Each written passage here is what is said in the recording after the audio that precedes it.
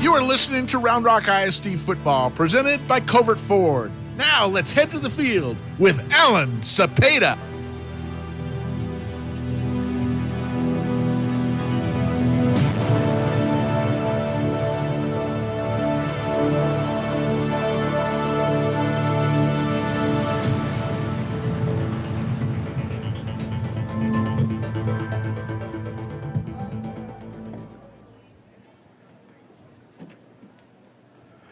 All right, as the calendar turns to September, we have two 0-1 teams looking to get their first win of the season here at Kelly Reeves Athletic Center. I'm Alan Cepeda, joined alongside Emmanuel Ramirez and Michael Alvarez. Really excited to bring you Cedar Ridge versus Bowie. As these two teams are warming up. Warm night right now, Emmanuel. Not as warm as it was last week, but still pretty warm on the field tonight. Yeah, that's right. It's Texas, right? That's the best way you can summarize it, is that it is Texas, and there will always be heat. But it's a special time in Texas. You know, for those that find themselves lucky, this happens 10 times a year, maybe even a couple weeks more. But this is a special time, absolutely, for these young men, and should be a good one. We got two teams, like you said, looking to get their first win of the season. So the Bowie Bulldogs actually kicked off the Central Texas high school season last week, dropping an overtime thriller to the Vista Ridge Rangers, 14-21. Similar to what Cedar Ridge did last week, offense kind of struggling to get going. 11 punts for the Bowie Bulldogs, 157 yards of total offense as they dropped that one. And the Cedar Ridge Raiders lost to Cedar Park on Friday night, 29-7. Just couldn't really get anything going offensively. The defense kind of kept them in the game as long as they could. Had a late turnover, which made it a little bit interesting at the third quarter, but just not enough to come back. Yeah, both defenses played really hard. They really kept, like you said, they kept their team in the game. But this one's got to be different.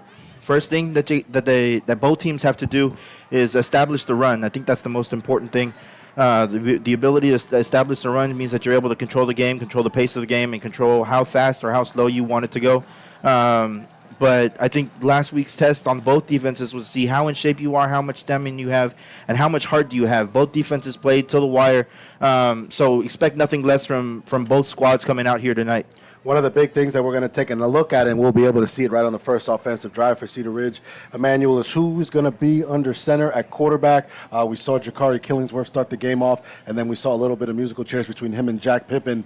Neither really getting anything going until Jack Pippin finally led off and ripped off a 66-yard touchdown for the only score for Cedar Ridge. So it'll be interesting to see what they go with, and then what the leash looks like throughout the game. Right, you know, this could very well be just a quarterback by committee team right now as they're trying to find who their true number one starter is going to be. Like you said, Killingsworth struggled last week, just couldn't get anything going. Partially it was because of the fumbles from center to quarterback. Those are drive killers anytime, especially deep in your own half, which Cedar Park was able to capitalize on and score. So look for either one of them to get the start tonight. And like you said, it'll be interesting to see how short that leash is. Absolutely. We're at a historic venue, as always, in Central Texas. Every stadium has their own little vibe and their own history. So here at Kelly Ridge Athletic Complex, which is the home to all Round Rock sports. So you'll see Westwood here, Cedar Ridge here, at Round Rock here, Stony Point, as well as some of the other Round Rock teams. So always good to be here at Kelly Reeves. Both defenses, as we mentioned earlier, came to play. Both defenses forcing two turnovers.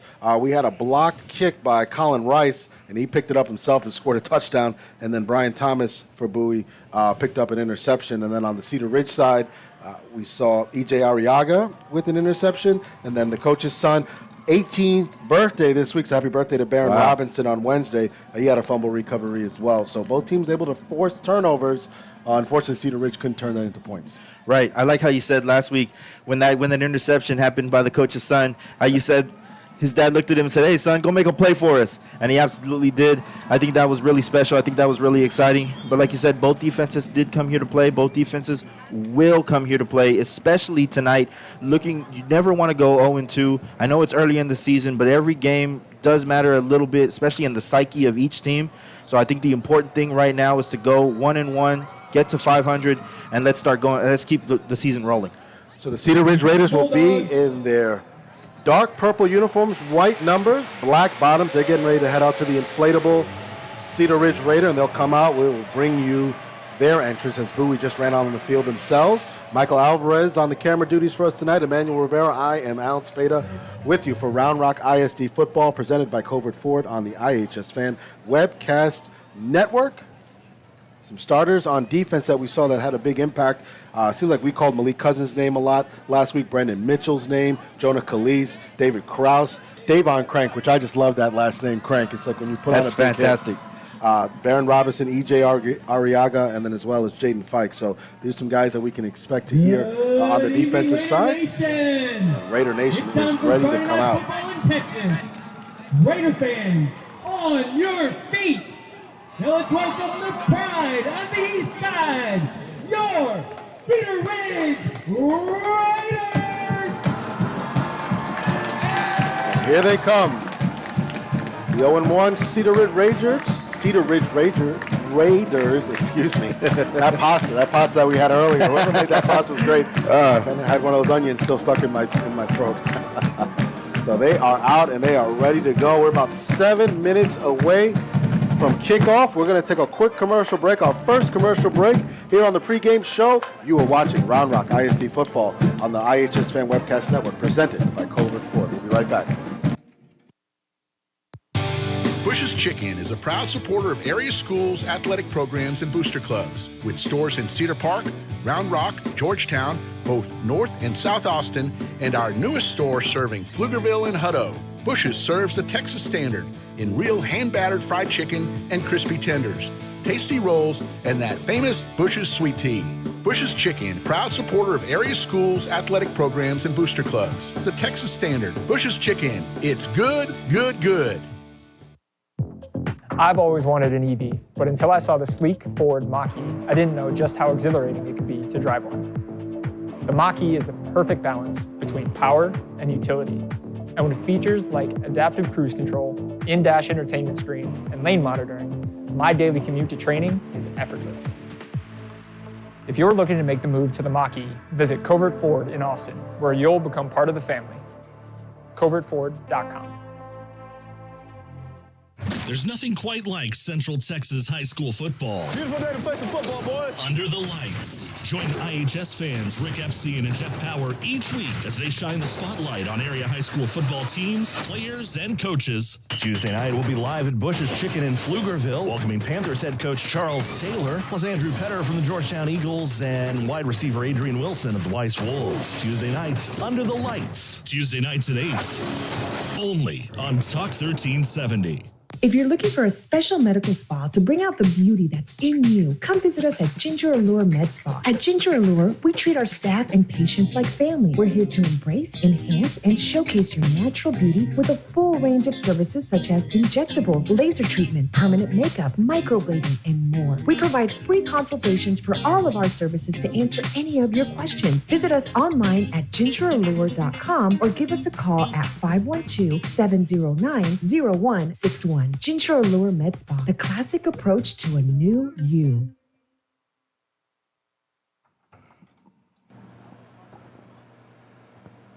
All right, we're presenting our colors right now, then we will have our national anthem. So we will pause with you while we present the colors.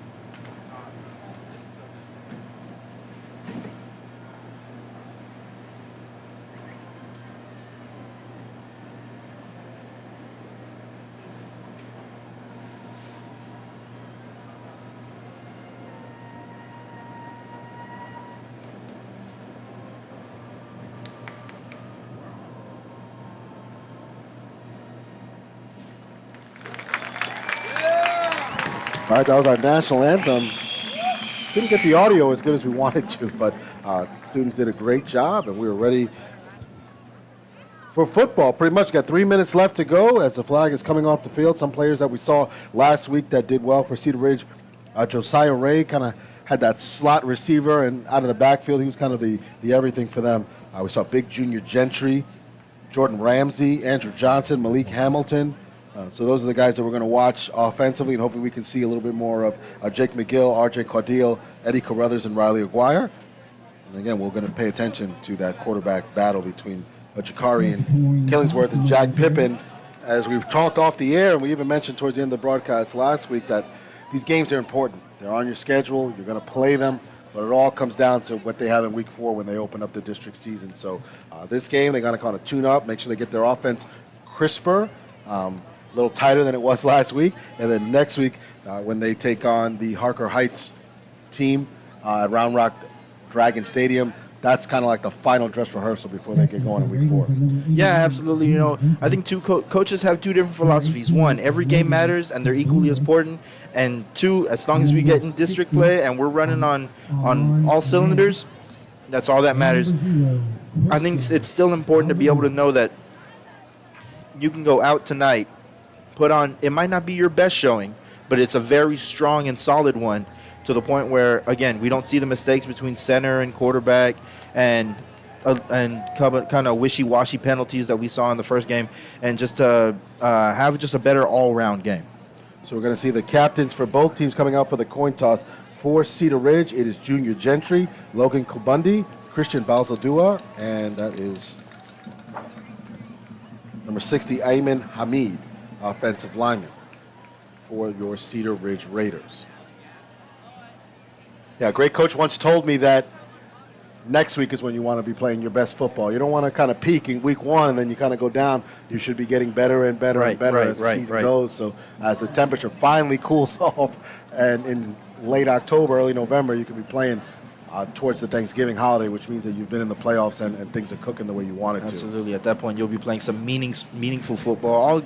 All football is meaningful, but at the end of the night, at the end of the day, you want some hardware. You want a championship to your name. And that's what each of these teams are out here for, to win their respective district championships. One thing to note that we've seen now in 2 weeks is the absence of Reese Brooks, one of their star wide receivers. Possibly one thing that we've talked about, saving him for district so that they can really go through their district schedule, again, firing on all cylinders. Yeah, it'd be great to see them at full strength. So Cedar Ridge won the coin toss. They deferred, so Bowie will be receiving. Kicking off for your Cedar Ridge Raiders will be Will Hamilton. And we'll see when Bowie lines up who will be back to receive for them. A couple of Bowie players, as we spoke to their broadcaster before the game, they'll be without some of their star players as well. Wide receiver plays both ways, number 14, Carmine Eli. Two of their linebackers, Reagan Cooper and Michael Villarreal as well. So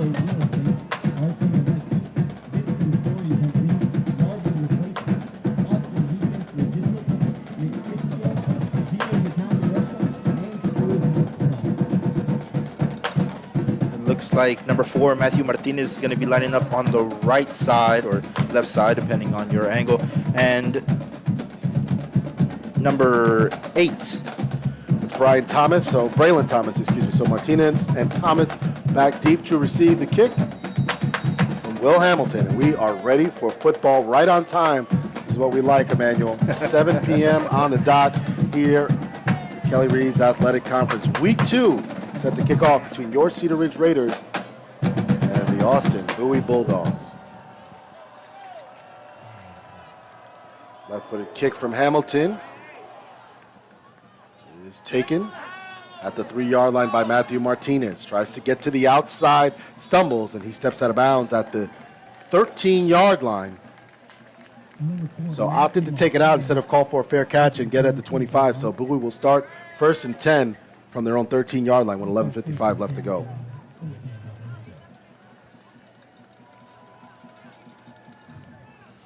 So we'll get our first look at Diego Tello, junior quarterback. Took his first varsity snaps last week, 14 for 27, 104 yards.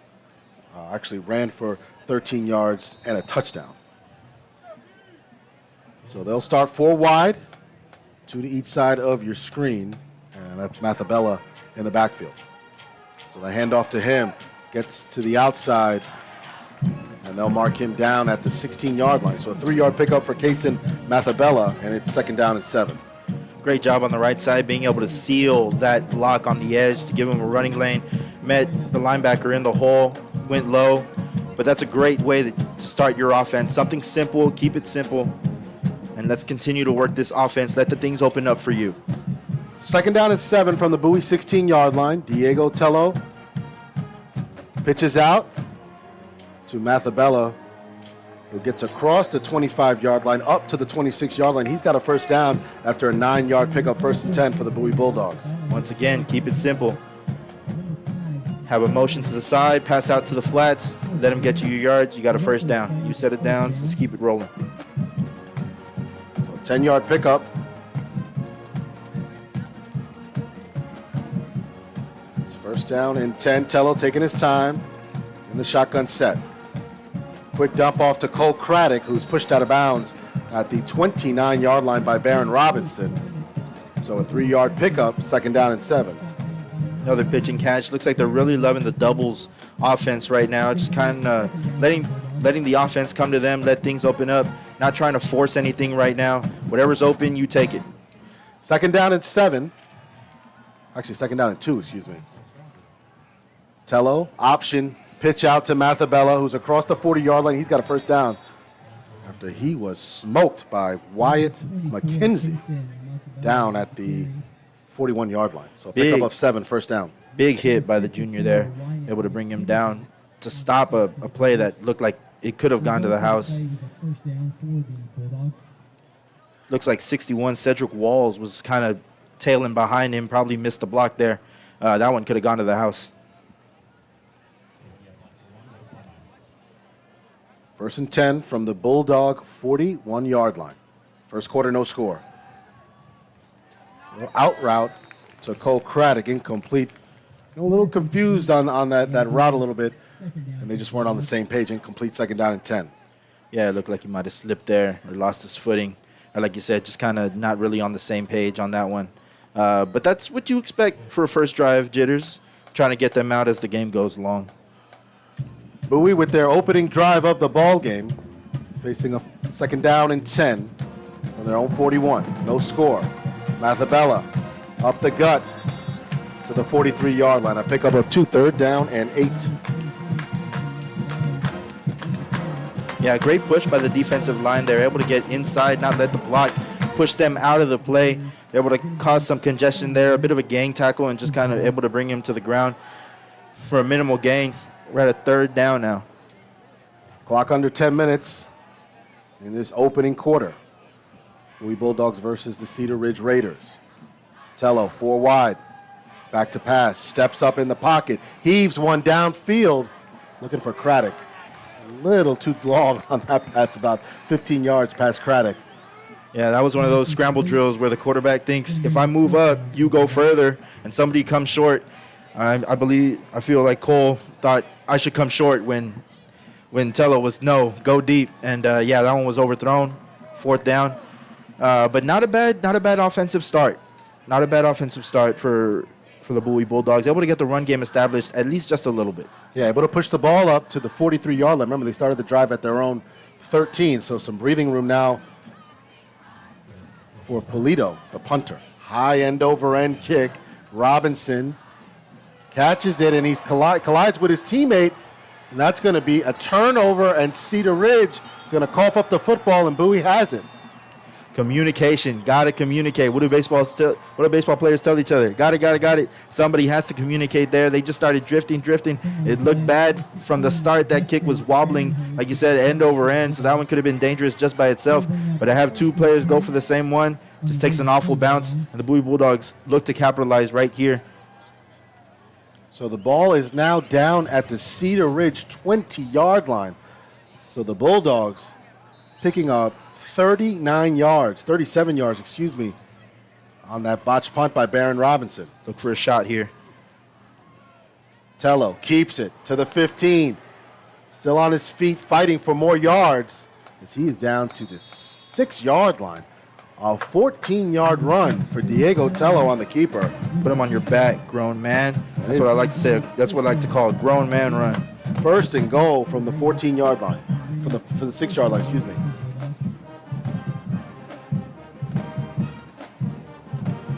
Yeah, and those are those miscues that can hurt you because your defense makes a stop, and then now something interesting to note: big number 99, Colin Rice, in the block. Tello keeps it himself again. Is going to run to the pylon. A flag comes out late. He's in for the moment. We'll see what the call is. Flag in the backfield, so most likely they'll bring that back. As Tello trying to take matters in his own hands now. This drive taking off after a couple of big runs, and it looks like that one's going to come back. That was interesting, though. They bring in the defensive end, Colin Rice, big body, coming in the block, just trying to give some kind of different looks, I guess, on the huddle. A lot of teams call that their jumbo package when they bring in one of their D linemen to make space. Let's see what the call is here on the field.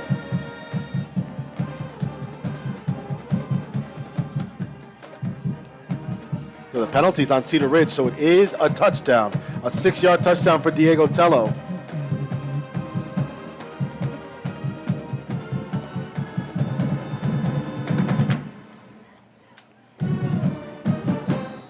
So here is Sadaya Jabi to kick the extra point. Had 2 extra points last week. Kick is up, and it's through the uprights.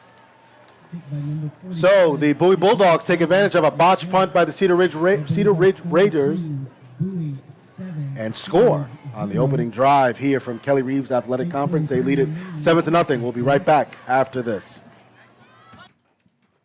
Bush's Chicken is a proud supporter of area schools, athletic programs, and booster clubs. With stores in Cedar Park, Round Rock, Georgetown, both North and South Austin, and our newest store serving Pflugerville and Hutto. Bush's serves the Texas standard in real hand-battered fried chicken and crispy tenders, tasty rolls, and that famous Bush's sweet tea. Bush's Chicken, proud supporter of area schools, athletic programs, and booster clubs. The Texas standard. Bush's Chicken. It's good, good, good. I've always wanted an EV, but until I saw the sleek Ford Mach-E, I didn't know just how exhilarating it could be to drive one. The Mach-E is the perfect balance between power and utility. And with features like adaptive cruise control, in-dash entertainment screen, and lane monitoring, my daily commute to training is effortless. If you're looking to make the move to the Mach-E, visit Covert Ford in Austin, where you'll become part of the family. covertford.com.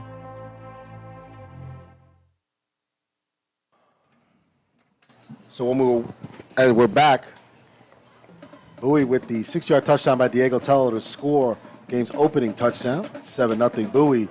As there was a penalty on that play, that's what the holdup was, and that penalty was enforced on the kickoff. So now Bowie will be kicking off from the Cedar Ridge 45-yard line. So we'll see how Jabi wants to handle this, if he wants to kind of pin them deep, or Cedar Ridge just call fair catch, get the ball to 25-yard line. Line drive kick. Just misses the upright, so it goes in the back of the end zone for a touchback. So it'll be 1st down and 10 for the Cedar Ridge Raiders. That's one of the worst feelings as an offensive player. You're so excited to get out there. You're ready for the first drive, and for nothing, you got to wait a whole another series just to get in. But the Cedar Ridge Raiders are looking to just get something going here. As we talked about earlier in the broadcast, they just need to establish something, whether it's the pass or the ground game, but something needs to come for the Cedar Ridge Raiders. So Killings, it's actually Pippin in at quarterback to start the game off for the Raiders. Takes a low snap, throws in the middle of the field, and it's tipped by Gentry, picked off by Bowie. To the 20-yard line, to the 15, and pulled out of bounds. That ball was intercepted by Cole James. And 2 turnovers to get things started for the Raiders here, as he was looking for the big 6'3" junior Gentry, and he put one hand on it to try to tip him to himself, and it was picked off for an interception. So now a short field again for the Bowie Bulldogs.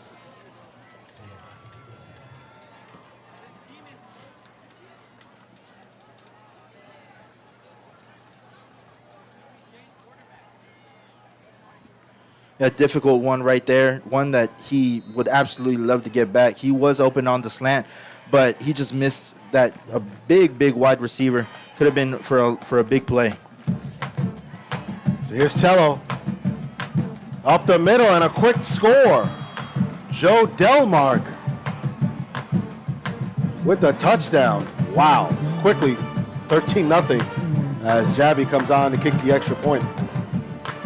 It can change just like that, Emmanuel. I like the aggressiveness to throw on first down, and Pippen just off center on that throw. And Gentry tipped it up, and James picked it off and returned it inside the 10-yard line. And Delmark, the Lake Travis transfer, puts it in. And it is 14-0 with 8:25 left to go in the first quarter. We'll be right back after this. There's nothing quite like Central Texas high school football. Beautiful day to play some football, boys. Under the lights. Join IHS fans Rick Epstein and Jeff Power each week as they shine the spotlight on area high school football teams, players, and coaches. Tuesday night, we'll be live at Bush's Chicken in Pflugerville, welcoming Panthers head coach Charles Taylor, plus Andrew Petter from the Georgetown Eagles and wide receiver Adrian Wilson of the Weiss Wolves. Tuesday night, Under the Lights. Tuesday nights at 8. Only on Talk 1370.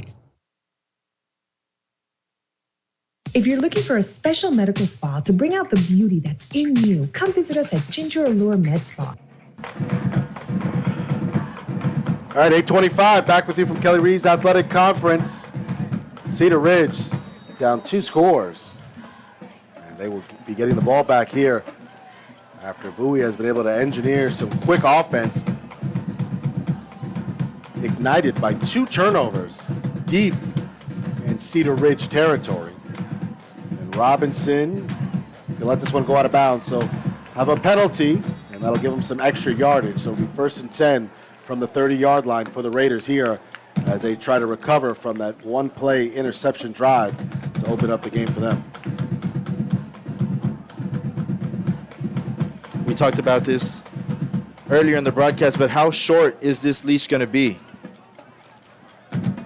for Jack Pippen? We'll see as the next unit comes out.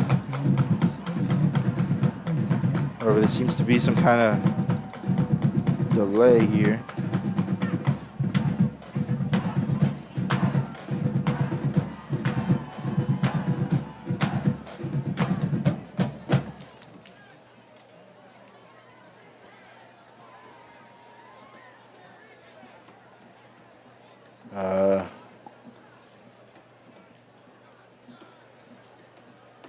Not sure if we're going to get a re-kick. Seems like we're going to get a re-kick on this one. So right now they're standing at the 35-yard line. Not sure if there's a penalty going on or if they do want the re-kick. I think Cedar Ridge, you have the ability to take the ball at the 30 or elect for a re-kick. So they decided to force Bowie to kick it again a little further back. So they'll be kicking now from their own 35-yard line. All righty, let's see if it pays off for the Cedar Ridge Raiders. Decided not to take the for sure yards and possibly get something electric happen right now with a kick return or possibly even better.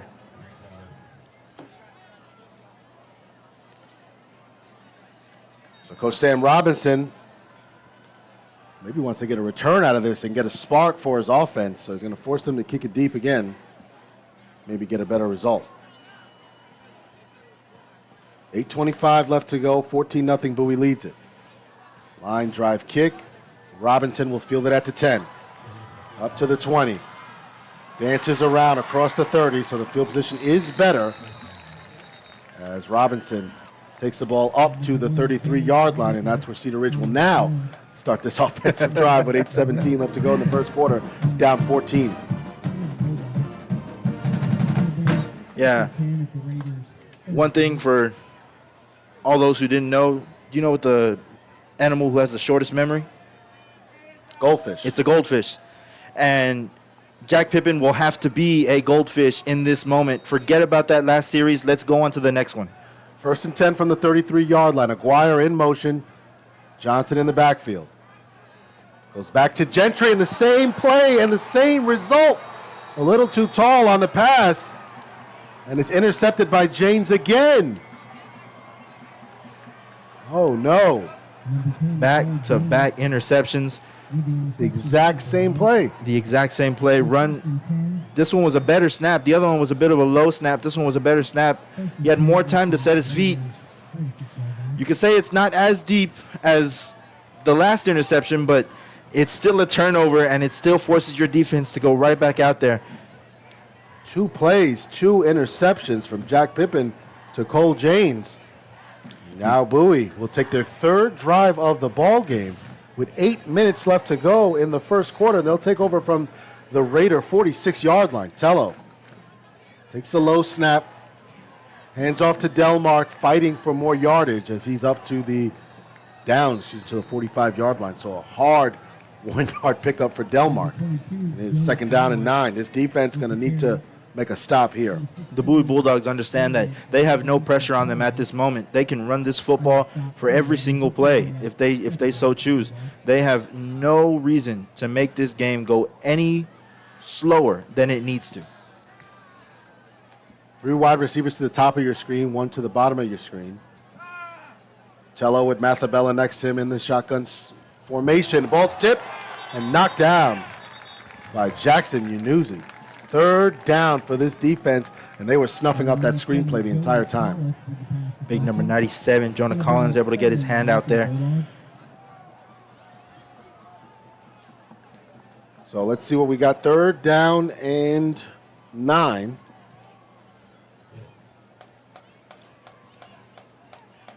Looks like it'll be another doubles to the top of your screen. 1 single wide receiver, looking like a 2 high safety at the moment. Big 3rd down. This Rich defense has to get off the field. Tello steps up in the pocket. He's wrapped up, and the ball is out, and it's picked up by Cedar Ridge, running to the 40-yard line. Still going on his feet. And there is a touchdown. David Evangelista picks it up and scores for 45-yard line. And what a spark this defense needed. That was the exact thing that we were hoping to happen. As we talked about, as I said just a couple minutes earlier, the Bowie Bulldogs had no reason to pass this ball. Just let the game keep running. You're up by 2 scores. Now you've given the Cedar Ridge Raiders some life now. Now they have confidence. Now this defense is going to come out once again and is going to be hungry for another turnover. Great play by the defense to be able to force that turnover. David Evangelista is getting mobbed on the Cedar Ridge sideline as Tello stepped up in the pocket and tried to fight for some extra yardage, and they popped that football out. Will Hamilton's kick is good, and they cut the lead in half. It is 14-7. A lot of turnovers early on in this game, Emmanuel. We're going to take a quick commercial break. We'll be right back after this. For a special medical spa to bring out the beauty that's in you, come visit us at Ginger Allure Med Spa. At Ginger Allure, we treat our staff and patients like family. We're here to embrace, enhance, and showcase your natural beauty with a full range of services such as injectables, laser treatments, permanent makeup, microblading, and more. We provide free consultations for all of our services to answer any of your questions. Visit us online at gingerallure.com or give us a call at 512-709-0161. Ginger Allure Med Spa, the classic approach to a new you.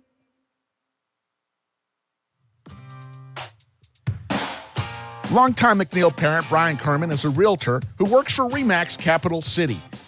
Brian is involved in helping Round Rock families buy, sell, invest, and lease properties in the greater Austin area. He's been doing so for over 24 years. As a thank you to the community, he will be honored to donate $1,000 to your favorite booster club or other 501c3 if you use him and you close on a property.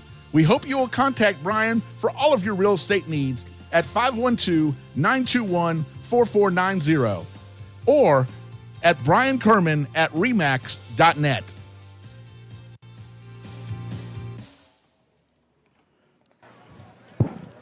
What a change of events as we saw the second interception by Jack Pippen put the Bowie Bulldogs in Cedar Ridge territory, and then they got that pressure from that D-line that we saw last week, and Tello had to get up and step out of the pocket. Ball was stripped.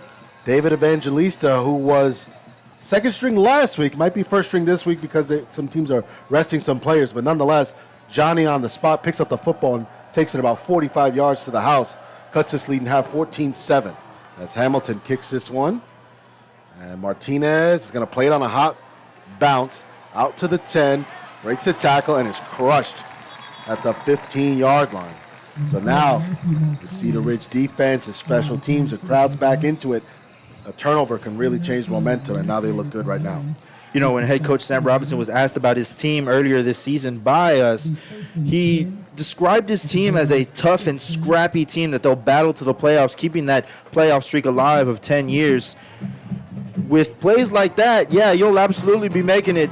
Great job by the defense to be able to force a turnover. Looks like they'll be able to hope to get another one right now. This is one thing that we're going to see and you want to monitor throughout the season, Emmanuel, is players want to take a ball out. Just if you call for a fair catch, you'll automatically get the ball at the 25-yard line. Now they're back at their own 15, so Tello's going to keep it himself. He's going to get to the outside. He's running down to the 40-yard line, up to the 40-yard line. So Diego Tello, again, we saw him take some runs in the first and second drives. He is all the way to the 41-yard line, a 26-yard dash by Diego Tello. Once He's again, got another 46 yards rushing tonight. Another great job by the right side, right tackle John Martino and Carlos Ortiz, able to use their big bodies and just kind of open up a lane for Tello to run through.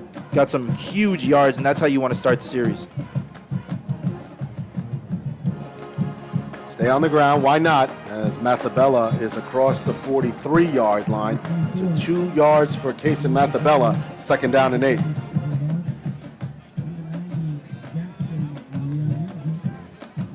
Yeah, one thing to note, an interesting little tidbit as we learned earlier today through the PA system, their Statesman Top 100 left tackle, Justice Trumpler, is not playing tonight. Next man up. We'll look to see if that's going to be a factor in tonight's game. Second down and 8.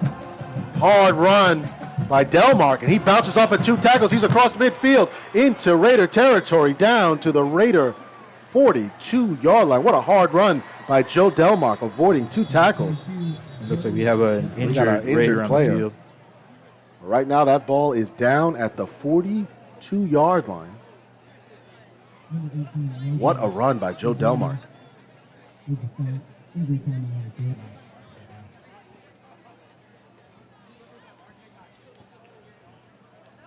got an injured player on the field, so we will focus on the scoreboard. Player is moving, so that's always a good thing. Yeah, we saw Delmark hit a defender on the outside, bounce off him, hit another defender, and burst out into Cedar Ridge territory. Yeah, he came out like a rocket. And shout out to number 4, Matthew Martinez, out there on the right side, doing what the good receivers do best and putting out a block to keep that hole open so more yardage could be gained. So they have him out of bounds at the Cedar Ridge 42-yard line. So that's a 15-yard run for Delmark, who's got 3 carries for 23 yards so far tonight.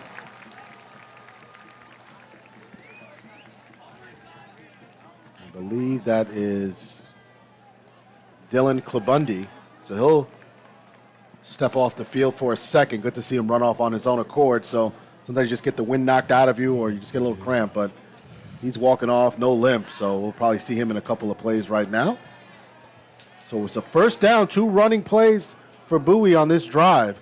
6:12 left to go in this action-packed first quarter. Emmanuel Ramirez. It is 14-7 Bowie here on the iHSFAN Webcast Network. First and 10 for Tello. And Tello's going to keep it. He's got a wide open lane out to the 30, to the 25. And he'll quickly run out of bounds at the 22-yard line. 19 more for Diego Tello, who already has 65 yards on the ground unofficially. And that's what they tell you. As a quarterback, you read the DN, so when big number 97, Jonah Collins, decides to bite in, you pull that and you find the hole. Able to bounce that outside, doesn't take a hit, stops the clock, and a huge gain for Tello, having himself a pretty good night so far. 95 yards on the ground for this Bowie Bulldog offense. They had 53 running yards last week, so their offense has woken up in this week 2 matchup. We'll move to the left side of the field. Tello, back to pass. Flag is down. Throws short as he was looking for Owen Langdon, but there is a flag in the backfield. We'll see what the call is. Flag is on the near side of the field. Yeah, that one was a coverage incompletion, I would call that. Just for the fact that everybody was covered. He had to step up, move around in the pocket. But I'm more than sure that Tello knows what happened the last time he moved around in the pocket. We'll see if he decides to keep moving. False start, that'll move the ball back to the 27-yard line. It'll be a first down and 15 on the false start by Bowie. 5:49 left to go in the first quarter. Bowie with a 14-7 lead. And we're up 14-0. And then a scoop and score now made this a one-score game. By David Evangelista. His defense trying to limit this Bowie team to a field goal at worst. But they have to stop Diego Tello on the ground. Keeps it on the option keeper. Picks up maybe a yard to the 26-yard line. Second down and 14. 95, Malik Cousins is able to really sweep and swim through all the defenders and able to come up with the tackle. Great job on this side as well. Jackson Yakuzi just kind of holding up the team, making sure that the block isn't able to develop, and there was no hole there. Second down and 14 from the Raider 26-yard line. Tello, two backs in the backfield.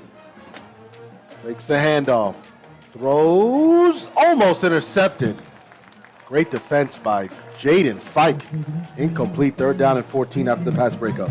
Fantastic play, put his body on the line there for the dive and to knock it away. Yeah, Tello had pressure on him from the backside coming fast and heavy, so it was really important for him to get the ball out quick and put it where either his receiver was going to catch it or nobody was. But Cedar Ridge almost comes up with another turnover. This band is bumping. Manuel, they are excited. They know we have a big third down and 14. Line to gain is the 12-yard line of Cedar Ridge. See if they can force a punt or a long field goal attempt. We might be in that no man's land where they go for it on fourth down. Here we go, third and 14. Dumps off to Mathabella. Out to the 20 across. It's going to be short of the first down, but a healthy gain for Casey Mathabella as he's down to the 19-yard line. Great job of the defense flying to the ball. Pickup of 7. It's going to pick up a fourth down and 7. Third catch already for Kaysen Mathabella, who's got 3 catches for 24 yards. And now we're going to see Sadaya Jabi take a field goal attempt. He didn't take a field goal attempt last week, so this will be his longest kick of the season. Ball is down at the 31-yard line, the 26-yard line. It's just a 36-yard field goal. In warm-ups, he missed from about this distance, probably in midfield. Let's see if he's able to boom this one. Snap, kick is good. So Sadaya Jabi hits from 36 yards and adds a little cushion to that Bowie Bulldog lead. They lead at 17-7. We're going to take a quick commercial break. We'll be right back after this. Bush's Chicken is a proud supporter of area schools, athletic programs, and booster clubs. With stores in Cedar Park, Round Rock, Georgetown, both North and South Austin, and our newest store serving Pflugerville and Hutto. Bush's serves the Texas standard in real hand-battered fried chicken and crispy tenders, tasty rolls, and that famous Bush's sweet tea. Bush's Chicken, proud supporter of area schools, athletic programs, and booster clubs. The Texas standard, Bush's Chicken. It's good, good, good. Visit Mays Street Boutique in Round Rock for all your shopping needs. Whether you're looking for a special gift or that perfect outfit that everyone will love, we have you covered. Come visit us in-store or shop us online at maysstreet.com.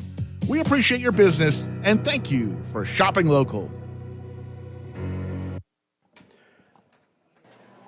All right, Sadaya Jabi with a 36-yard field goal to give Bowie the 17-7 lead. We are still in the first quarter. Emmanuel Ramirez. A lot of action in this one. A couple turnovers. Deep kick. Returned by Robinson. Out to the 20. Changes direction to the 22-yard line. So about a 22, 23-yard return as he took that ball. He slipped before he took off as he took it right at the goal line. So Cedar Ridge will start 1st and 10 from their own 22-yard line. It looks like they're going to stick with Jack Pippin as Killingsworth's on the outside of that huddle. So far, Pippin 0 for 2, 2 interceptions, both to Cole Janes. The problem with Cole, that is Cole Janes plays for Bowie, not for Cedar Ridge. So 1st and 10 from the 22. I think we might be running on this first play. There's a handoff to Andrew Johnson, fighting for yardage as he is up to the 24-yard line. A hard-earned 2 yards for Johnson. 2nd down and 8. Most important thing here is settle in your quarterback and let the run game work for him. As soon as you are able to establish the run game, they start loading up the box more. Now here's the ability to throw the ball and take deep shots down the field.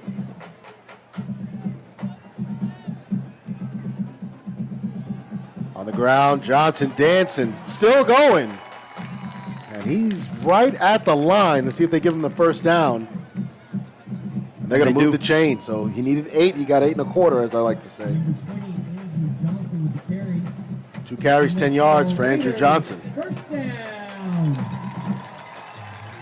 You can tell this is Cedar Ridge home fan base are just dying to explode right now. 17-7, Bowie leads it here in the first quarter.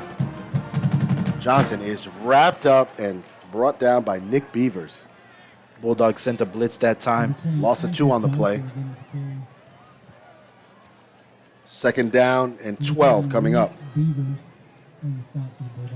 At the point where your quarterback is right now, you do not want to get into these kind of situations where it's obvious throwing situations. You always want to keep the defense honest. The thing is that Gentry's getting the position. He's just got to bring that ball down about a foot. Man in motion, it's Ramsey. Fake the gift to him. Pippen steps up to the 34-yard line. So he gets those 2 yards back, maybe a little bit extra. So right now we're going to be facing a 3rd down and 9 for this Cedar Ridge offense.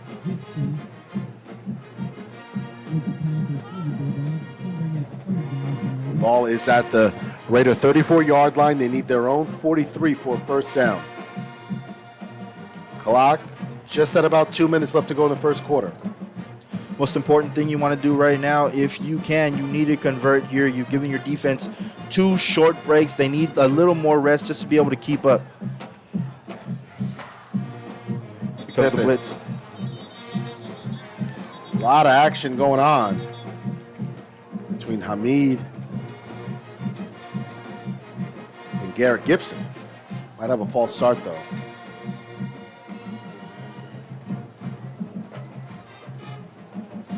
False start on the play, pushing back 5 to the 29-yard line. So 3rd down and 14 for the Cedar Ridge Raiders.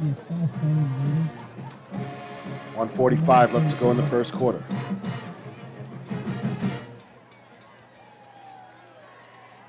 We started at exactly 7 o'clock. We are 35 minutes in. We are still in the first quarter. Gotta love high school football, right?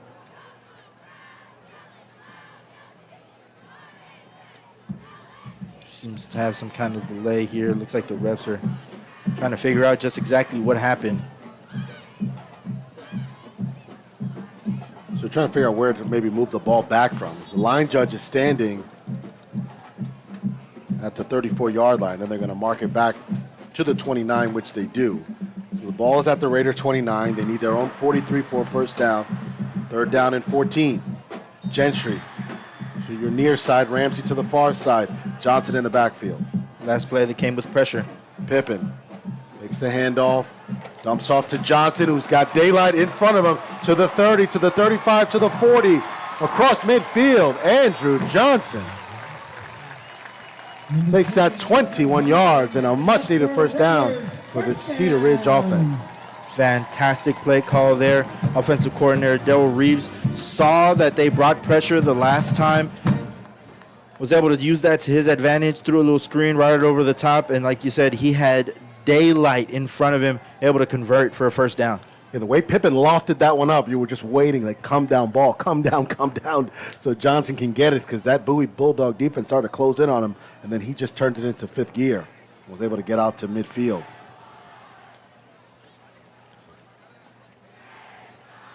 The clock should be running. Well, no, it stops at the first down, that's right, so now it should be running. Here we go. So 1:33 and counting. 1st and 10 from midfield. Pippen spins, faces pressure, steps up, tries to get back to the line of scrimmage. He's actually going to gain some yards here. Jack Pippen was facing a 4 or 5 yard loss. Steps up and charges his way forward for about 1.5 yards. And they'll give him 2 on the play, 2nd down and 8. Yeah, as soon as he felt that first bit of pressure and he dodged the first tackler, he said, you know what, I'm taking this one. He tucked it in nice and tight, and a hard-fought 2 yards. They are getting a ton of pressure on the outside from Sean Doherty and Garrett Gibson on that left side. Pippen looking down the field for Gentry, turns around, pass interference. As that one is called on Dylan Farenthold. As Gentry, that big 81, was running down the field, and he was running a kind of a seam route, and then Farenthold just grabbed him and threw him down. Yeah, in that moment, Bulldogs were running a zone defense, but with a man-on-man on the right side. So 81 Junior Gentry was able to find himself open in space. You take the penalty instead of having a touchdown scored on you, right? So you live to fight another play. So they'll give him 15 yards on the play, on the penalty. So now the ball's 1st and 10 from the Bowie 33-yard line. Pippen with dual backs in the backfield. Hands off to Andrew Johnson to the 30. Ball's out, fumble, and it is picked up by offensive lineman Marco Casimino. And Bowie thinks they have it, but Casimino fell on it right away. Casimiro fell on it, but Nick Beavis was able to wrestle it away from his hands. See where they put the ball down. They'll put the ball down at the 38-yard line. So a loss of about 5 on the play. Actually about 4. So a 4-yard loss on the play. Turnovers, impossible turnovers, are drive killers, especially as you're trying to get something going on your offense. You need to be able to protect the ball more. 2nd down and 15. Line to gain is the Bowie 23-yard line.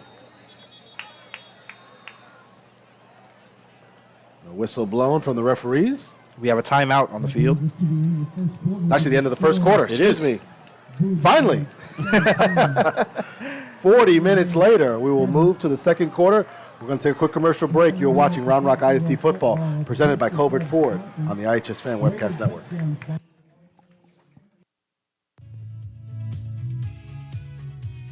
RJAC Pressure Washing, Epoxy and Stain. Veteran-owned and operated, serving Central Texas. For the last 10 years, residential and commercial services available, here for all your decorative flooring needs. Call us at 512-593-8567. That's 512-593-8567.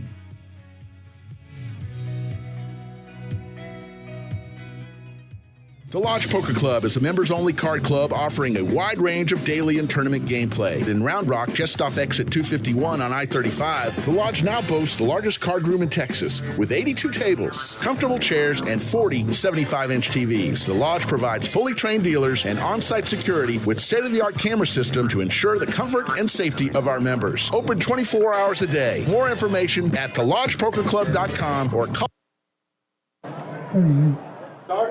Start of the second quarter, Bowie with a 17-7 lead. Cedar Ridge looking at a 2nd down and 15. And looks like we're going to have an offsides.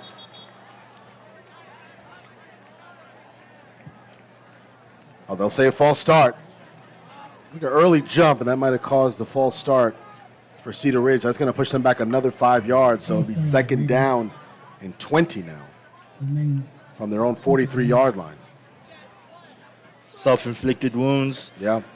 Is been the story of the offense so far this last game against Cedar Park and today. Let's see if they're able to clean things up this second quarter. 2nd and 20. Pippen throws one downfield looking for Gentry again. He's unable to haul it in. Incomplete 3rd and 20. That was Derek a fantastic job. was actually Janes on the coverage, and he's shaken up a little bit. So he's going to go to the sideline. So it's been Cole Janes and Junior Gentry. Big matchup to keep following. In a battle so far in this game. Great job to be able to put his hand where the ball was coming to and swipe that away. 3rd down and 21 for Cedar Ridge. Pippen. He's got pressure. The ball's tipped at the line of scrimmage and incomplete. A very smart play by the defensive line. They knew that the last time that the Raiders were faced with a long yardage situation on a 3rd down, they decided to go for the screen here. They stay home. They don't attack the quarterback. They don't attack Pippen, and they're able to knock this one away and force a punt. Sam Segura and Nick Beavers on the pass deflection. So Cedar Ridge will have to punt this one away after a promising drive. You had the fumble, and then a couple of penalties pushed them back. So Hamilton is ready to punt. High kick. Martinez calls for a fair catch at the 12-yard line, so a 31-yard net punt. That'll be 1st and 10 for Bowie with 11:41 left to go in the second quarter with a 10-point lead, 17-7. Reagan Cooper almost able to get home on that one. Was just about half a second late. It's something to keep our eye on as we continue with this game. You know, things like the humidity, heat, really start to take a wear and tear on your muscles and take a toll on just your all-around conditioning. We'll see if both lines are able to hold up. I think both teams with these 4 wide receiver sets. It's a single man in the backfield. Tello. Gets away from one defender, but he is not able to get away from Ben Sears as he is tackled down at the 11-yard line. So a loss of 1 on the play, 2nd down and 11. Jonah Collins there trying to make the play. Couldn't come up with the tackle in the backfield, but did his job, made the quarterback keep it, forces him inside, and the rest of the defense is able to do their job.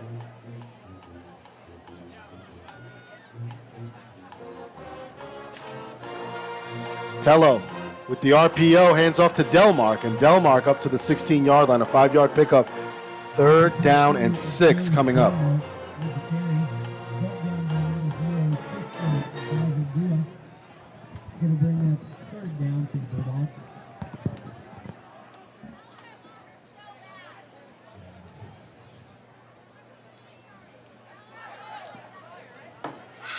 We will stay in the gun, running a double set with a single back in the backfield. And not too many high schools go under center here with this spread. Got to be a false start there as Craddock jumped on the far side. And then everybody jumped after that. A much-needed a penalty for Cedar Ridge. This will push them back 5 yards. It'll be a 3rd down and 11 from their own 11-yard line. And the good news is they can make a stop here, Emmanuel. Depending on how Polito punts it, they'll have great field position to start their next drive if they can get off the field. Absolutely. Right now, you kind of just want to play at the sticks, make sure they don't get past you on any kind of pass. And if they do decide to run the ball, that is when the defense has to swarm together to make sure that the Bowie Bulldogs aren't able to get a 1st down. Tello rolls to his right, steps up, throws towards the sideline, a little too tall for Owen Ball. Incomplete 4th down, and we're going to see Jacob Polito punt this ball away from pretty much right in front of his own end zone. And he had that one. He definitely did. Just a missed throw. He's definitely Tello's going to want that back for sure. That was absolutely past the 1st down marker. And he even had some daylight to go. They were able to find holes in the defense, but not able to connect on that one.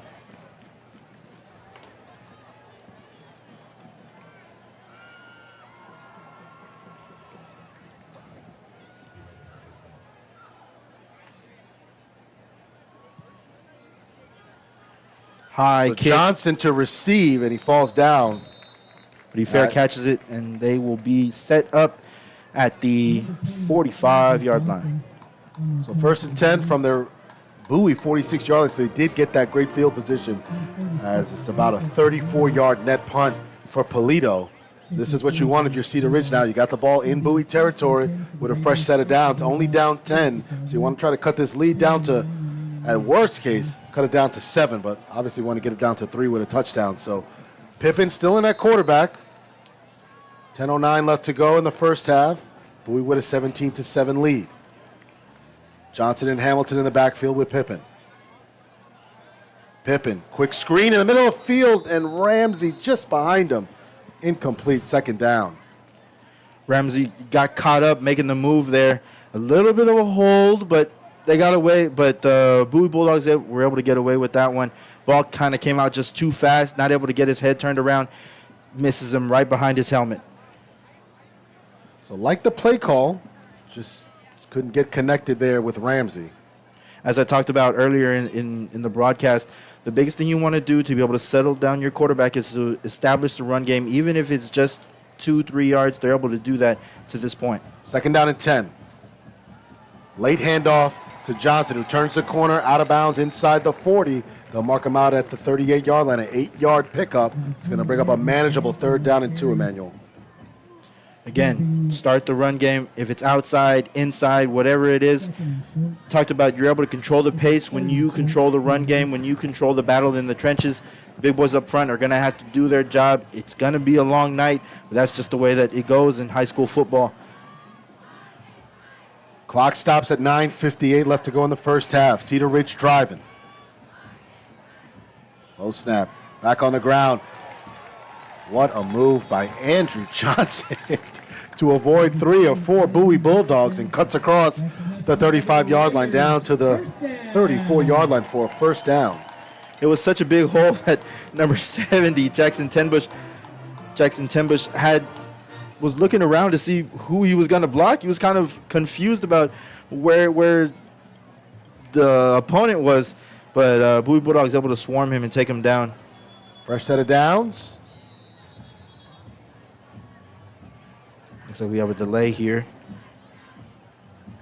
33.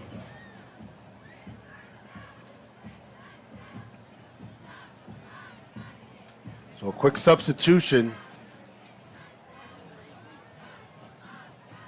As 33 ran off the field, Joaquin Tijerina. Now we'll get going 1st and 10 from the 34. Pippen on the ground to Malik Hamilton. Malik Hamilton is across the 30-yard line to the 29.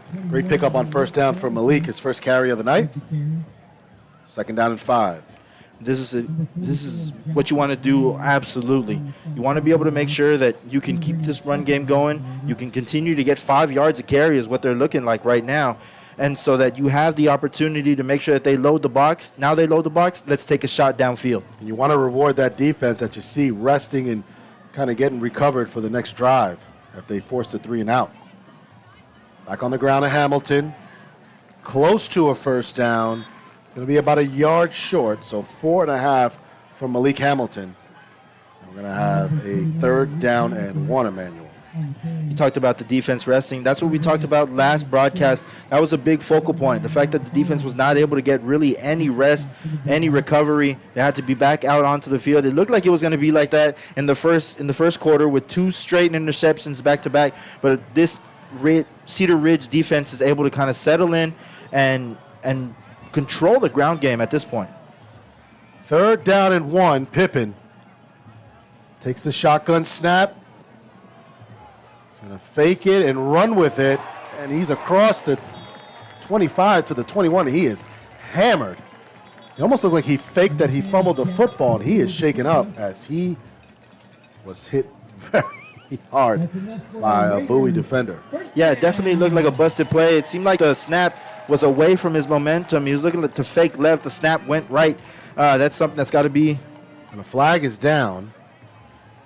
See what the call is as the ball is down to the 21-yard line.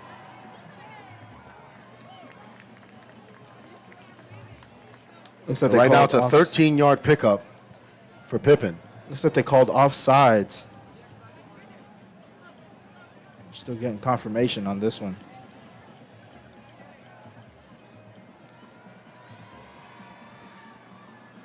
So are they going to redo the play?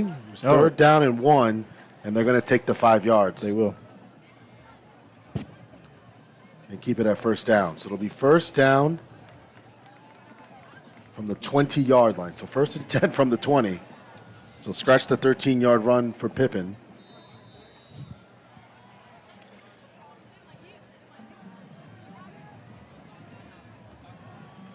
Looking for a fade route down to the end zone, and it is caught for a touchdown. Jordan Ramsey. A 20-yard connection, Pippen to Ramsey, and it is 17 to 13 with 7:47 left to go in the second quarter. Fantastic play call right there. They'd only gone deep so far to Junior Gentry. Obviously, he's your biggest target, but then you pump fake the short route, try to go deep, places it where only his receiver is going to get it. Yeah, perfect pass, caught in traffic. What they call those 50-50 balls, let your man make a play, and Absolutely. Ramsey came down with it, and here's Hamilton to kick the extra point and make it a 3-point game. Robinson holds. Kick is true. 17-14 after the 20-yard touchdown to Jordan Ramsey. We're going to take a quick commercial break. We'll be right back after this. Are you looking for a little something extra to get your business noticed? At Ideal Signs, they specialize in custom signage and large format digital printing in a variety of media. Their in-house design department can work with you to create custom artwork to your specifications. They'll work with you to conceptualize, design, and produce any custom projects or idea that you might have. Call 512-930-7446 or visit signsforsports.com. Ideal Signs, family owned and operated since 1969.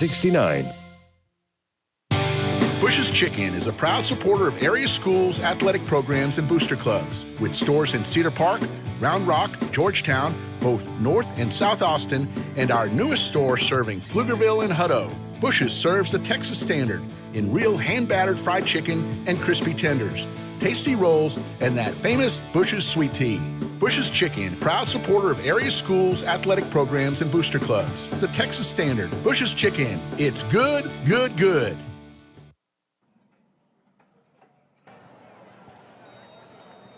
(17-14), Bowie leads it, but Cedar Ridge on the prowl as they connect Pippen to Ramsey, 20 yards for a touchdown. 7:47 left to go in the first half. Defense forced a 3 and out, Emmanuel. Short punt, short field, and the Raiders score. So big kick from Hamilton. Martinez calls for a fair catch at the 13-yard line, so they'll start 1st and 10 from their own 25-yard line. And that's what you want if you're the Cedar Ridge defense. You get the 3 and out, and you do get a rest, but then your offense scored. That just makes you more energized to go out there and get another stop, and then maybe we can now have a tie game or even a lead if they can stop them here. Right, and another thing super important, that student section for Cedar Ridge has now come alive. Expect them to make a lot more noise on this crowd mic that we have down there. You'll hear them just kind of start to cheer, start to go a little crazy.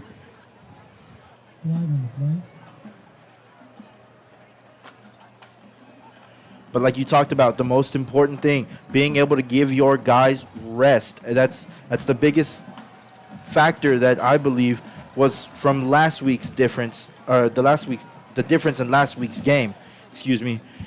So now the defense energized, excited, ready to get back out there, looking to get another turnover. And this is what a perennial program looks like. You get 2 quick picks from your quarterback, and you go down 14-0, and instead of letting it build up and continue to snowball and just put your head down, they fought back, and here they are now, down 3 with great defense, stuck with the quarterback, making great plays. Exactly. Running the football. They got a nice balance right now, and now this is the Cedar Ridge team that we wanted to see last week, but here they are showing up, making an improvement as we build now in week 2. So 1st and 10 for the Bowie Bulldogs, 3 wide receivers. They're going to add a tight end now as Craddock will get on the line of scrimmage to the near side. Tello. Late handoff to Mathabella, who rumbles to the 35-yard line. Put his shoulder down and just ran through the man. 5-yard pickup, 2nd down and 5.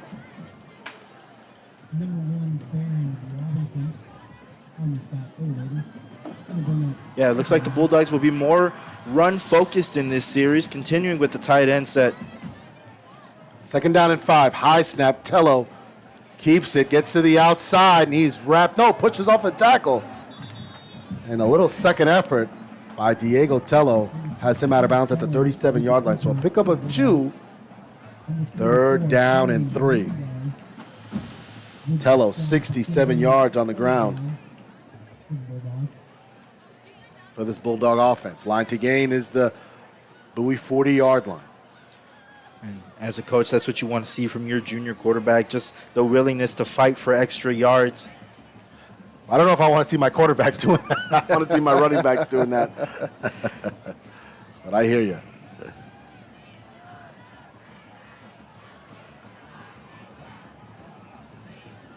Third down and 3. Tello dumps off, and it is read perfectly by Jaden Fike. A loss of about, a pickup of 2 on the play, excuse me. 4th down and 1. Number 5, Jaden Fike, shot out like a cannon as soon as he saw that ball and where it was going. Now here we go. We have a bit of an interesting situation. It's 4th and 1. You don't want to give the ball back to the Cedar Ridge offense. They're starting to cook now. They're starting to work. But this could swing the momentum fully in the way of Cedar Ridge if they're able to get this 4th down stop. Ball is at the Bowie 39-yard line, 4th down and 1, and Jeff Abels calls a timeout. 5:43 left to go in the first half. And, sometimes you want to see how they're lined up, maybe get a draw off sides. But this is a very big call right now for Jeff Abels, who's been at Bowie as long as I've been alive, 39 years at Austin ISD. So he's seen a lot of these situations, and I'm sure he's got a dozen plays up his sleeve to call. 4th down and 1. What are you thinking here, Emmanuel? I am the type of man that you live and die by the offensive line. Your big boy's got to be able to get a push. It's 1 yard. That's the biggest thing. All the sled pushing, all the weights, all the squats, every single thing that you do in the offseason and during the school year to be able to work out and get big and strong has to pay off right now. You have to run this ball. I think if you want to get a little maybe fancy with it, you maybe run a fake and then have a quick out on a rollout to the right or to the left. But you have to have a for sure play. It can't be something that the ball is left in the air and it's a 50-50 ball. It's something has to be for sure coming up here. So here we go, 4th down and 1. They need the 44 first down. Tello has been able to run at will tonight, 67 yards on the ground unofficially. He'll move Mathabella to the up man. Takes the snap. Diego to keep it. He's got the first down. Picks up 2. Needed 1. He got 2. He's up to the 41-yard line. First down and 10 for Bowie. That's what I'm talking about right there. Your O-line has to be able to get that push, get that 1 yard. They do. That saves the opportunity to have Cedar Ridge get this ball back. Let 5 minutes and 30 to go and counting.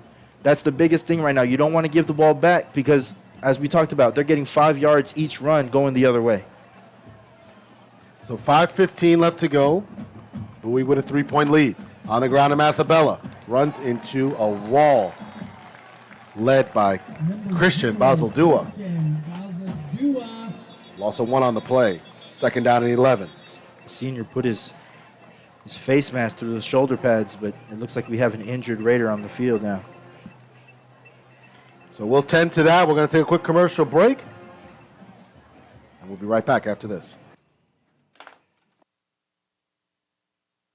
If you're looking for a special medical spa to bring out the beauty that's in you, come visit us at Ginger Allure Med Spa. At Ginger Allure, we treat our staff and patients like family. We're here to embrace, enhance, and showcase your natural beauty with a full range of services such as injectables, laser treatments, permanent makeup, microblading, and more. We provide free consultations for all of our services to answer any of your questions. Visit us online at gingerallure.com or give us a call at 512-709-0161. Ginger Allure Med Spa, the classic approach to a new you. Longtime McNeil parent Brian Kerman is a realtor who works for RE/MAX Capital City. Brian is involved in helping Round Rock families buy, sell, invest. All right, here we go. 2nd down and 11. Tello back to pass. Throws to Mathabella. Cuts across to the 45 to midfield, into Cedar Ridge territory, down to the 43-yard line. A 17-yard pickup and a first down. We do want to report that Malik Cousin, the 6'3", 240-pound senior, was the one that went down. He was able to walk off on his own accord, so it looks like he is an option to come back into this game. We'll see just how soon that is. 5 catches already for Kaysen Mathabella. 5 catches, 43 yards, excuse me. It's double set to the near side of the field, to the field side. So here's Delmark now, and no gain on the play as he is hit by Jackson Yanuzi. And now, unfortunately, it looks like we have a Bowie Bulldog down. Yeah, sometimes that heat starts to create cramps, starts to create all sorts of things right now. It looks like they're stretching out his legs. So we'll keep it here. As we've seen kind of this Bowie Bulldog offense kind of slow down. They had some big plays, but they also had some short fields to work with now. Now they're kind of seeing them go small chunks. They did just get a big 17-yard pickup to Mathabella, but, I mean, that's the key to the Cedar Ridge defense. Keep it at small chunks and force them into third downs, and you just got to convert one of them and get the ball back. Right. That's one thing that we talked about earlier in the broadcast. When they were up 14-0, they were able to control the pace of the game. They mainly ran it.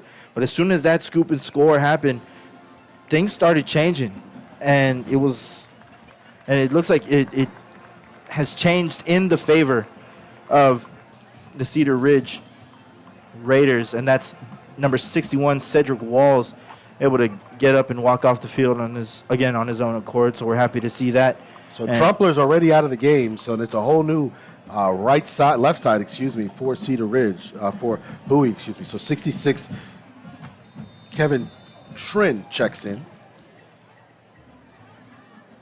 2nd and 11. Tello passes. Ball is caught by Owen Ball for 9. 3rd down and 2.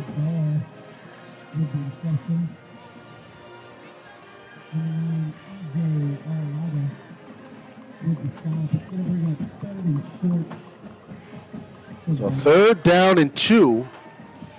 This was a quick tackle made by Baron Robinson.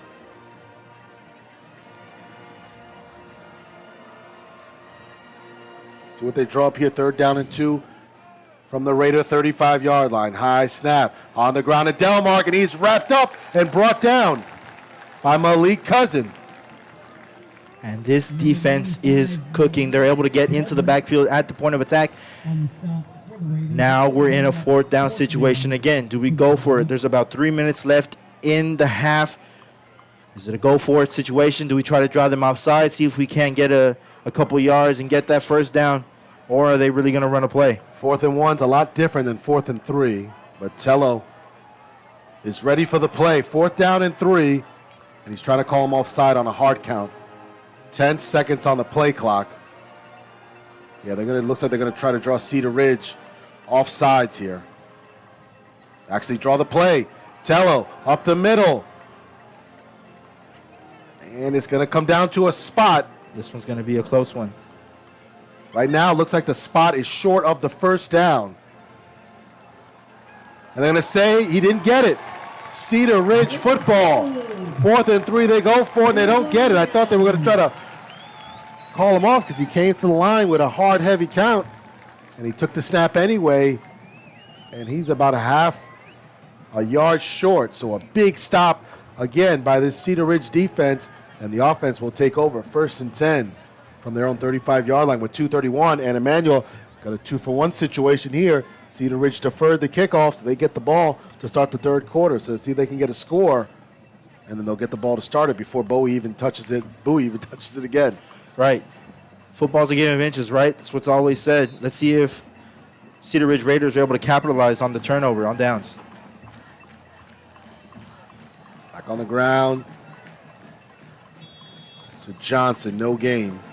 2nd down and 10.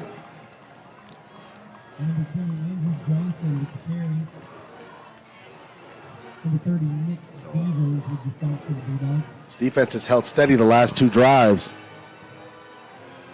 not giving up any points and actually forcing a turnover here on 4th down. 2nd down and 10, clock running, 2 minutes left to go in the half. Bowie with a 3-point lead, 17-14. Cedar Ridge trying to get a drive going before the half's over. Low snap. On the ground at Hamilton. A lot of work for 2 yards. 3rd down and 8.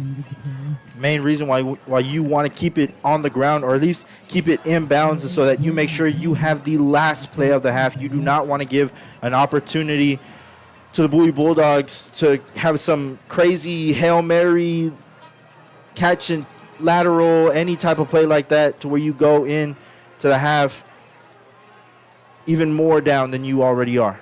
So here we go. They need the 44 for 1st down. 3rd down and 8. Pippen hands off. Number 30, Nick Beavers in the backfield on that one. Lost 2 on the play. So like you said, they're going to either force Bowie to call a timeout, which they do. So the clock will stop with 58 seconds left. That's Bowie's 2nd timeout. They have 1 timeout left.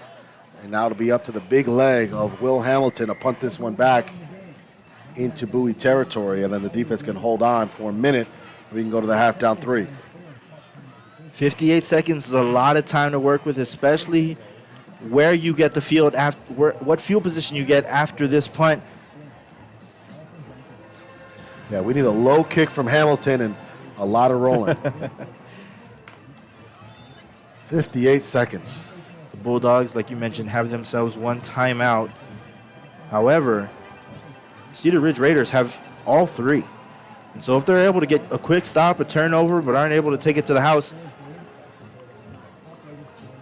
then they could use that to their advantage. But we'll see how much time is left after the Bowie Bulldogs have their possession after this punt.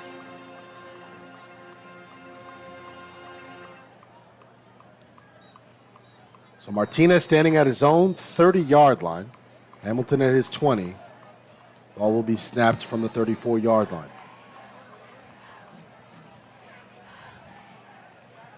Hamilton, a high kick. And it goes back out of bounds, but towards Cedar Ridge territory. So the ball, they'll say out of bounds at the 45-yard line. So a 21 net punt, as that ball was just a little bit too high for it to go anywhere. And this thick, humid air, it's not going to fly around. There's 0 wind right now on this field. Flag posts might as well be laying down. And the Bowie Bulldogs come up to the line quick. They have a play in mind already, and they're looking to go fast. So 50 seconds left to go in the first half. Bowie will have 1st and 10 from their own 45-yard line with a 3-point lead, 17-14 here. Tello, quick pass out to Delmark, push back. And good job for Delmark to hold on to the football, as he was pushed all the way back to the 41-yard line, a 4-yard loss, 2nd down and 14.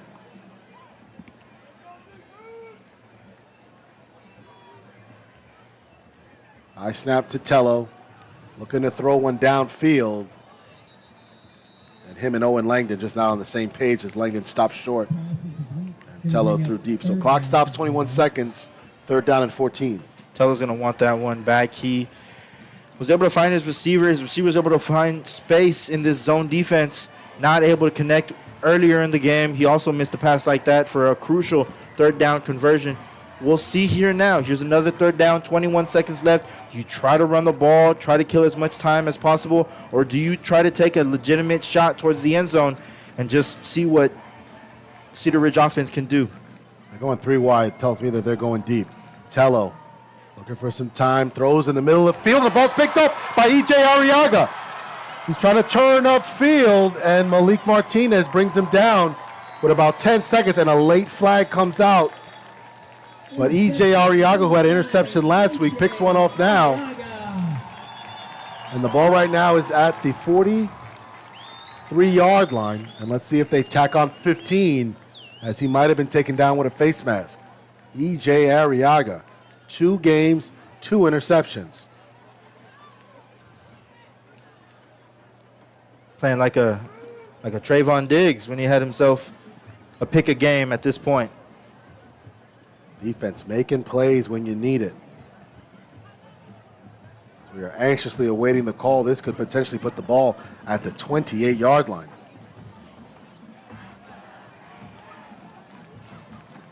Eight seconds left in the half. And they are going to move it forward.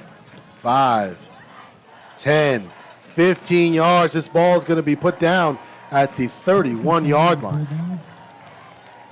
So a penalty by Bowie gives Cedar Ridge at least one, if not two, chances at the end zone here. 8 seconds left to go. They're down 3. We've seen Pippen connect with Ramsey already on a fade ball, and they've wanted to go deep to Ramsey all night. Cedar Ridge here decides to take a timeout, make sure that everybody on the squad knows what's happening, how it's happening, and what the execution plan should be in case of somebody getting tackled inbounds. You run through these situations all the time in practice, but you want to make sure that when it's game time, when the lights are on, when the band's playing and everybody's cheering for you, you're able to keep a cool, level head and execute the play as it's drawn up. What we talked about here. 2 timeouts left for the Cedar Ridge Raiders. 8 seconds left. Look for a couple shots here. So the game started, a botched punt that gave Bowie a short field. They got a quick touchdown. Then the interception led to another quick touchdown. But since then, 5 drives, a fumble leading to a scoop and score touchdown, limit them to a field goal, 3 and out a punt, a 4th down turnover, and then an interception. So this defense coming to play after starting with their backs against the wall about 2 minutes into the ball game. So here we have a chance now for a quick score. 8 seconds left to go. Like you mentioned, 2 timeouts left for Cedar Ridge. Bulldogs are running a 2 high safety, trying to make sure nothing gets behind them. Here comes the pressure. Pippen rolls out, throws to the sideline. Gentry makes the catch, so that will make it a manageable play in the end zone. Timeout is called. Gentry gets to the 28, so a 3-yard pickup for Gentry. Now, at this point, it's a very interesting decision. Do we try to make some kind of field goal magic and hope this one carries? You talked about the humid air. That ball's not going to carry too well. But 3 seconds here. An opportunity for a shot to be taken. Or get a flag and put the ball down. So, again, you just love the way that the defense has stepped up those last 5 drives. And just giving them a chance. And even regardless of what happens on this play, you go into the third quarter now pretty much being even. And it looks like we are going to have some field goal magic here. So we have a 45-yard field goal being attempted by Will Hamilton to tie the game. And Cedar Ridge thinks they have a penalty as Robin took the snap. Robinson, smart play. You have a free play after the after the offsides. So now it's going to move this from a 45-yard to a 40-yard field goal. So Robinson was trying to take a free play and maybe run it into the end zone himself. But a clear offsides, and so move this ball to make it a 40-yard field goal now. Much more manageable now for Hamilton. Yeah, you respect the decision. You know what? Who knows? They might be sleeping. They might be thinking the ball's already kicked. You're able to take that one into the house, and you go up now looking to tie the game at 17 all. So they're going on the far hash mark. Hamilton likes his spot. Robinson, the senior leader, will hold for him. 40-yard field goal to tie it before halftime. The lefty's going to have to angle it a little bit left to make sure this one goes straight through. Snap down, kick is up, line drive. No good, just misses short and to the right. But there's another flag down. See if we have another chance at it, or if it's something after the whistle. He just didn't get that one in the air.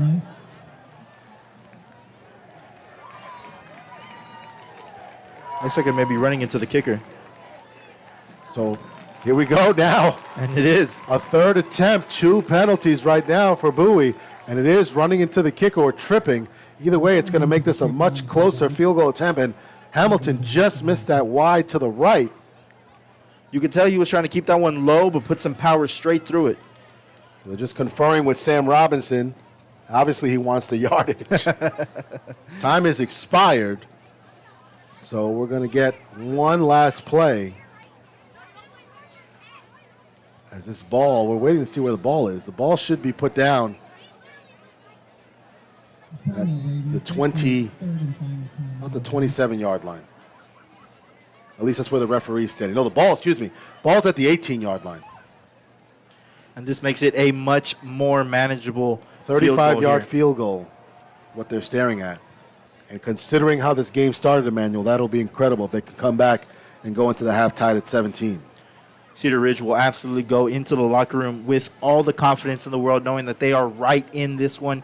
You had 2 mistakes early, 3 really if you want to add up the interceptions and the fumbled punt. But the fact that you were able to fight, your defense able to fight, your offense able to fight and battle and make sure that you will now go into the half, tie it up, that could send this game completely in the other way for Cedar Ridge's momentum.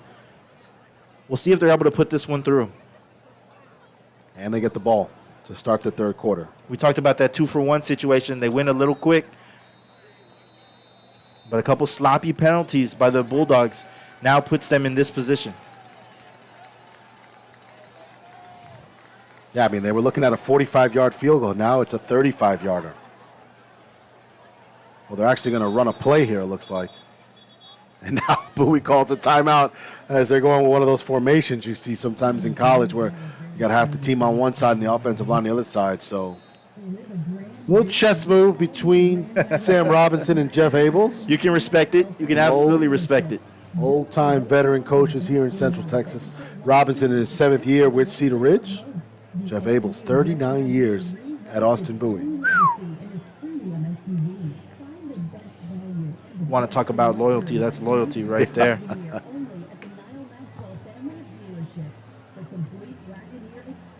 Next week, the Bowie Bulldogs will open up district play at Del Valley.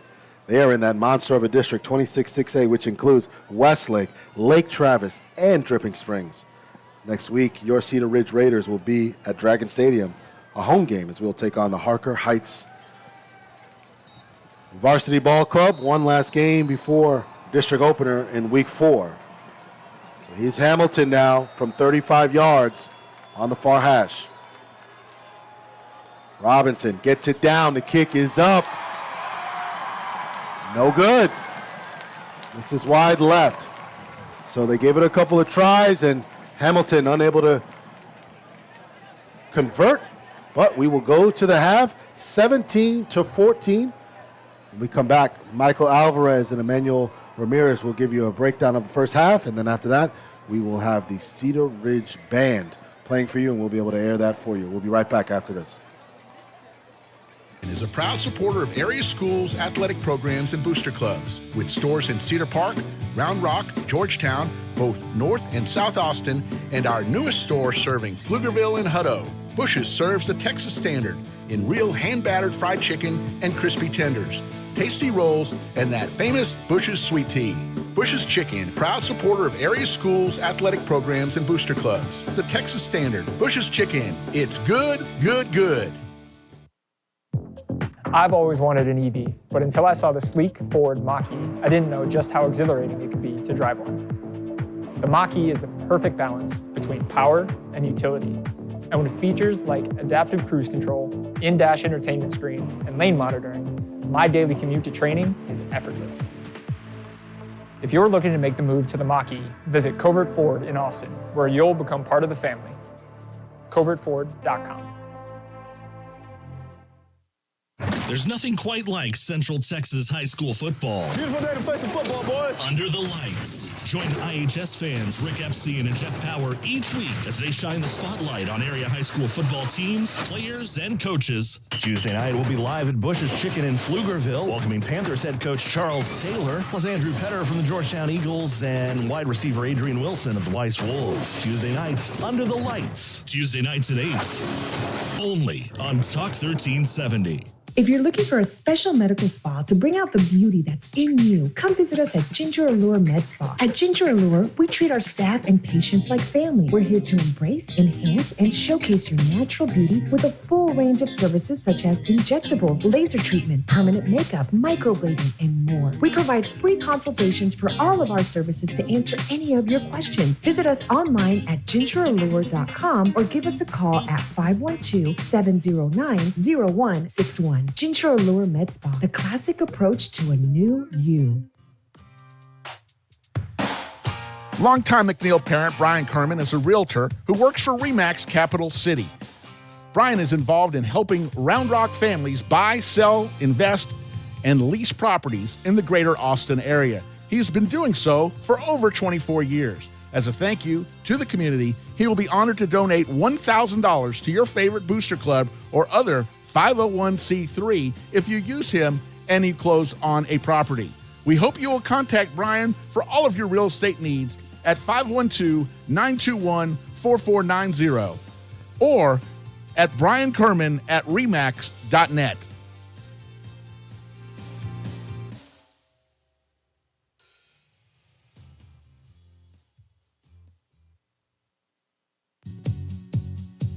Visit Maze Street Boutique in Round Rock for all your shopping needs. Whether you're looking for a special gift or that perfect outfit that everyone will love, we have you covered. Come visit us in-store or shop us online at mazestreet.com. We appreciate your business and thank you for shopping local.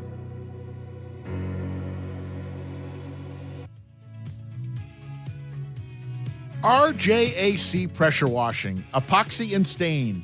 Veteran owned and operated, serving Central Texas for the last 10 years. Residential and commercial services available here for all your decorative flooring needs. Call us at 512-593-8567. That's 512-593-8567.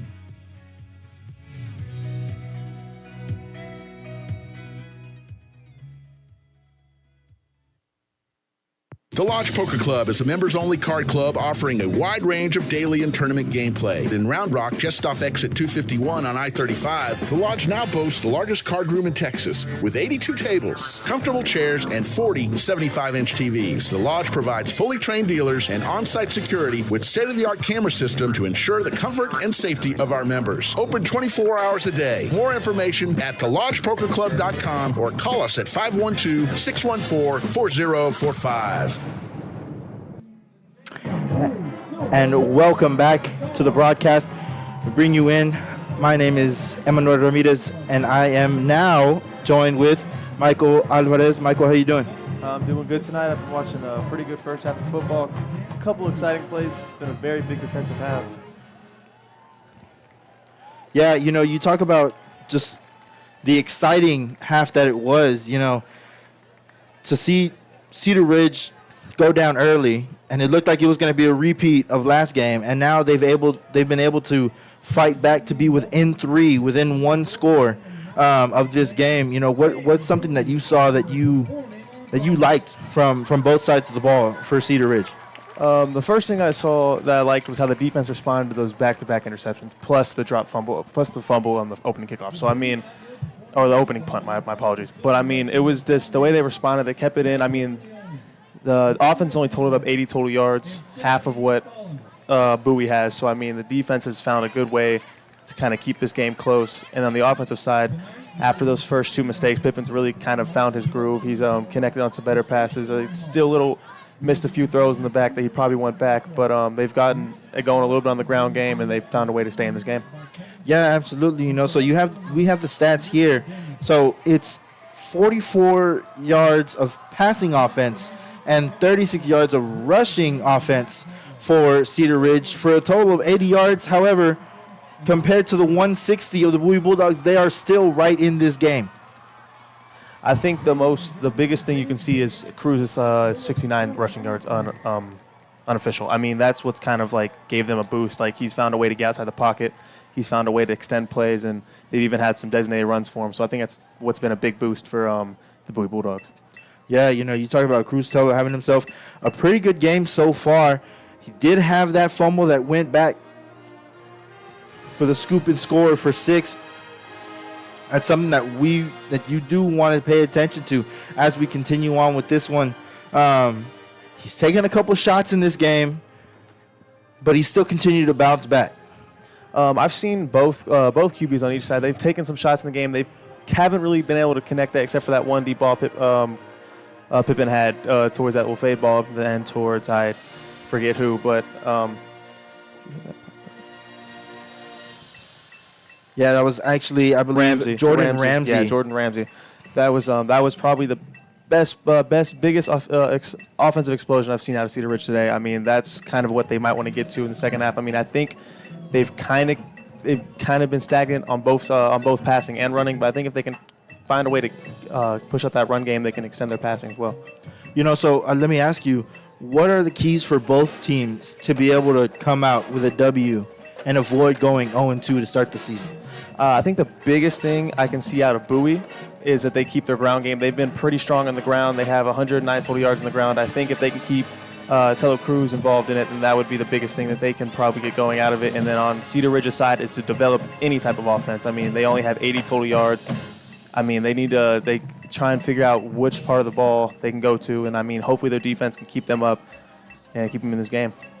Yeah, you talk about the offense, but towards the end there were some really good play calls. We talked about their little screen pass that ended up helping them convert a long third down. And then the fade ball to the end zone actually started with a pump fake to the flats receiver, and then he went deep. So it looks like this offense is starting to click a little bit. Like they're starting to understand where they need to go and how they need to do it, especially behind Jack Pippen, the 6 foot, 165-pound junior.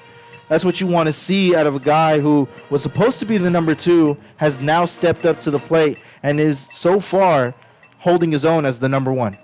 I completely agree. I mean, he's found a way towards the end even though Cedar Ridge had a chance to tie this game with a couple flags at the end, and they just kept inching a little closer, and they couldn't find a way to convert that field goal. I still think they have a little bit more momentum than Bowie going in the second half, and I think that's something they can try and build on going into the second half. And I think that they need to find a way to just connect on some more of those passes. I think if they can get the pass game going, it can really open up their offense and be more explosive.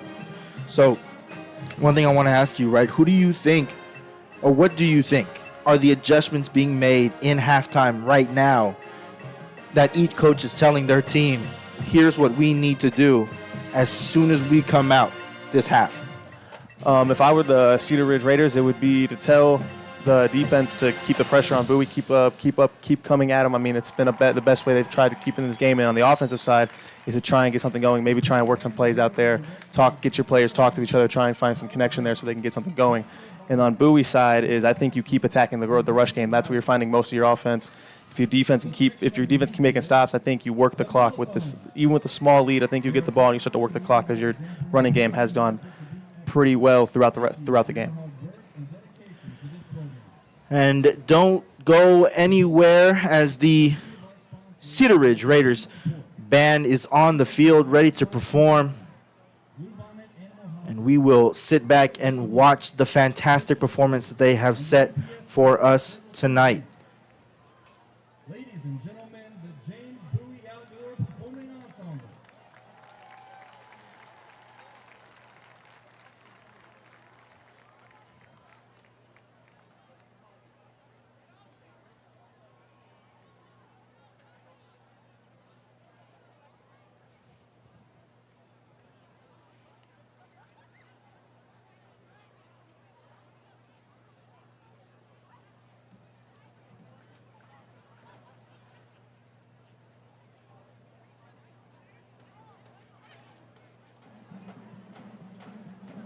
Raider Nation! It's time for the East Side Local Champions Dance Team. Put your hands together and help me welcome to the field your 2022 National Champions in the Crown Jewels of Cedar Ridge. We now invite you into the realm of royalty. Line officers are Major Cameron Bond, Major Denise Castleman, Lieutenant Colonel Katie Lehman, and your Colonel, Aranza Echevarria. Social officers are Vivian Tran and and Kennedy Bevins. Vice President Olivia Torres and President Sophia Manzier. Royalty Lineman of the Week is Nina O'Neill. Officer's Choice is Peyton Wilkie.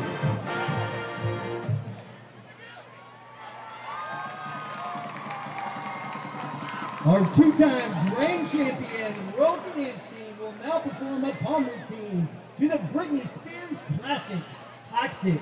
Music will be performed by our electrifying Raider Band.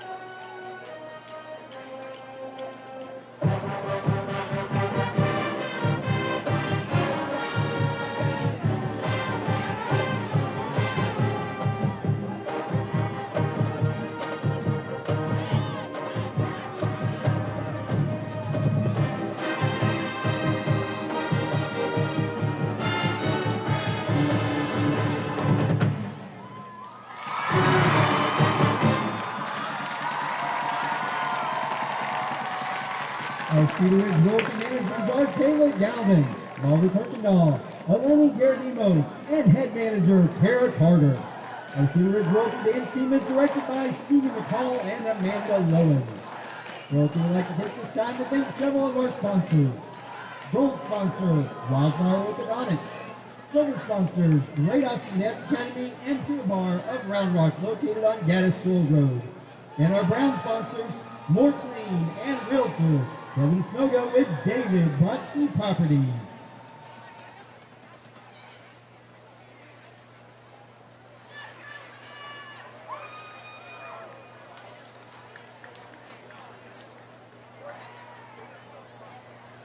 Tonight, the band will be performing a portion of their 2023 competition program, Medusa's Secret World, featuring theme of Paganini from Sergei Rachmaninoff and Jacob Collier's version of All Night Long by Lionel Richie.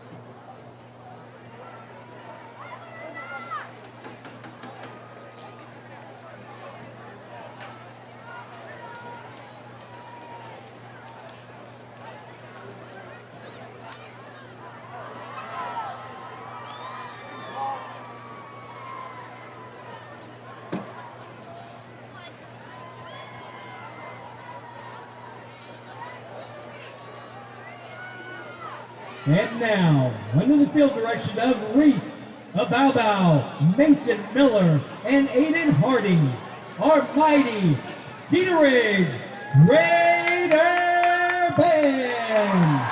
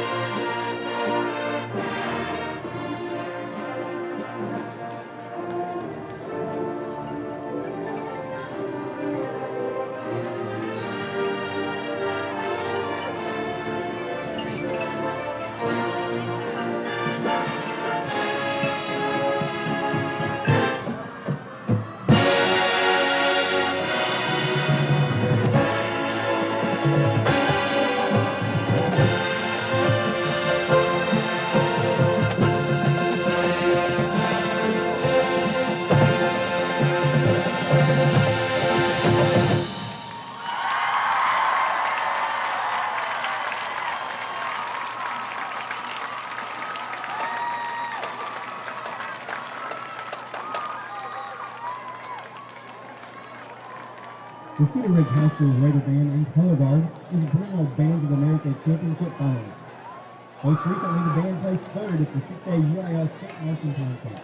The Cedar Ridge Saxophone Choir performed at the prestigious Midwest International Band and Orchestra Clinic in 2021. The Cedar Ridge Band is under the direction of Anita Velasquez, Rick Rodriguez, Greg Horner, Grant Buckley, and Heather Stone. Guardian of the week is Zerai Stevenson. Professional member of the week is Hannah Lewis. Win member of the week is Tamara McQuaid. Section of the week is Melophone. The Raider Band would like to thank everyone who contributed to our most successful Boost Blitz ever. Special shout out to our top earners, Davis Poger and Ryan Atchett. The principal of Cedar Ridge is Mr. Jonathan Smith. The associate principal is Kristen Harper Hill. Assistant principals are Gary Firestone, Rosanna Ali, Maddie McKnight, Joanna Garza, and Jane Paul. Let's give it up one more time for our Cedar Ridge Royalty and Raider Band.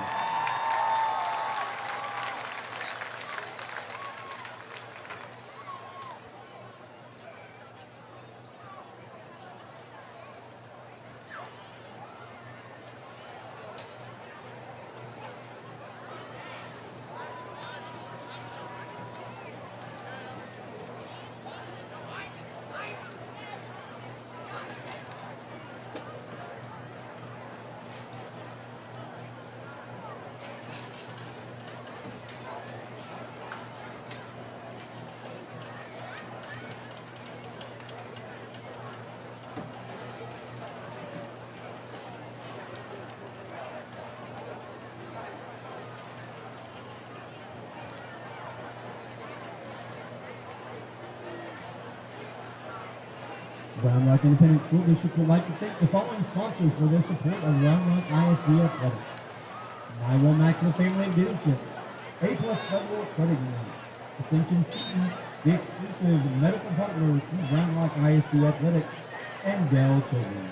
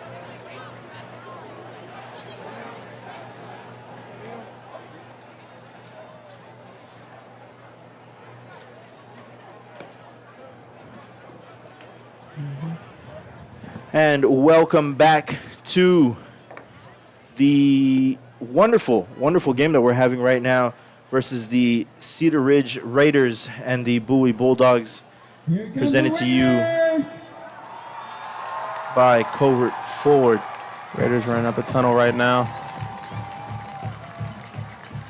So we talked about this in the half, but once again, what do you think is the most important thing for both teams to do coming out of this halftime? I think the best thing that could happen is, since Cedar Ridge gets the ball first, is they need to go make a methodical drive down the field and try and put some points on this board, try and put some pressure on Bowie, because right now Bowie has Cedar Ridge kind of had their backs against the wall all game. Bowie's had the lead. They need to try and either tie this game up or take the lead, try and put some pressure on Bowie and make them also have to make a play their next possession. Yeah, absolutely. This home side is fired up right now. They are itching at seeing their Raiders get back out onto the field. The momentum, you would say right now, is with the Raiders and their ability to just battle back between everything that they've had so far. They've fought and fought and fought and fought to where they are now, only 3 points down. Yeah. It's a 17-14 game. I mean, what do you make of that? I mean, after their back-to-back turnover start the game with a fumble on a punt and back-to-back picks, I mean, they've shown a tremendous heart today. I mean, they've shown a team that, they're well coached, they're well rounded. They didn't let it get to their head. They stayed composed, and they found a way to keep themselves in this ball game. And I'm excited to see how they respond in the second half. And I'm also excited to see how Bowie responds to that, because they took an early 14-0 lead. They had all the momentum, and now they kind of lost that with Cedar Ridge putting themselves back into this game. I think we're ready for a firecracker of a second half. Right, absolutely. And we do want to mention, right, Will Hamilton missed that field goal to tie them. Let's see if that could possibly end up coming back to haunt them, as we are getting set to go for the second half of Cedar Ridge Raiders versus the Bowie Bulldogs on the iHSFAN network.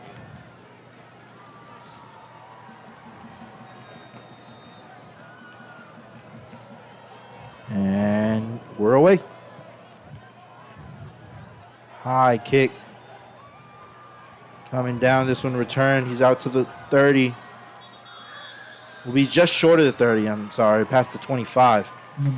Looks like he got himself about 3 extra yards on that. Their offense will start a little more cushion than the 25. And the ball will be officially placed at the 28-yard line. And here we go. We talked about this just right now. Let's see what the plan of attack is for the Cedar Ridge Raiders as they look to put some points on the board and go up on the Bowie Bulldogs. Okay, don't forget about the stat sheet.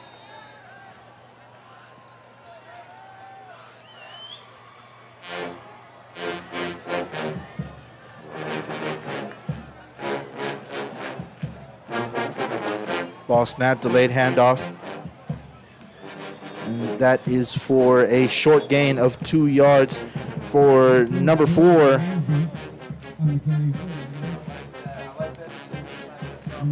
I flip Bowie's deep, trying to get Bowie off their toes, but I mean, Bowie did a tremendous job of staying on top of that for only giving up a short gain.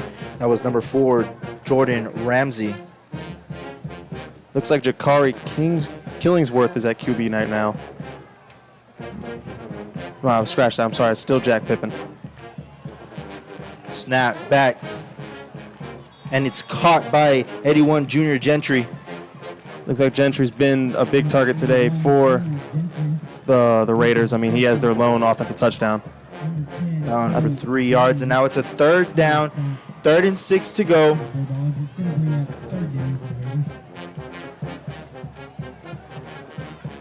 I think I'm expecting maybe a draw here or maybe a short pass. I don't see them attacking this deep right now. Looks like Bowie might be sending pressure. Drops back. Yep. Oh, it took a big hit on that throw. And that hit is what you could say threw yep. that throw off. He was, again, going right back to the well. Junior Gentry open. 4th down, and it looks like the offense will be coming off the field. And Jack Pippen is shaken up. You could see that he was doubling over. That was a shot quick 3 and out for the Raiders. Not how they want to start the second half. Let's see what the defense has to respond to that.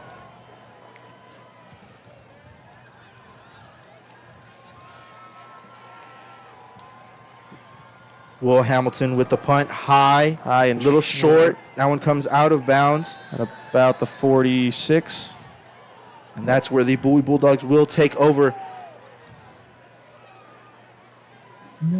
at about. Hold on, we got refs running around.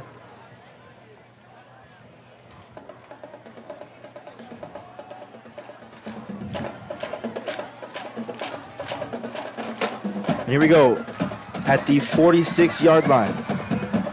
I think Bowie's going to try and control this clock now. The pitch for a 5-yard gain. Quick little pitch out. I like that. Try and spread the field out a little bit. Try and catch Cedar Ridge on the outside. It looks like I think they're going to try and keep working this clock with this short lead. I expect to see another run here. Got trips to the left. Tello in the backfield with Mathabella.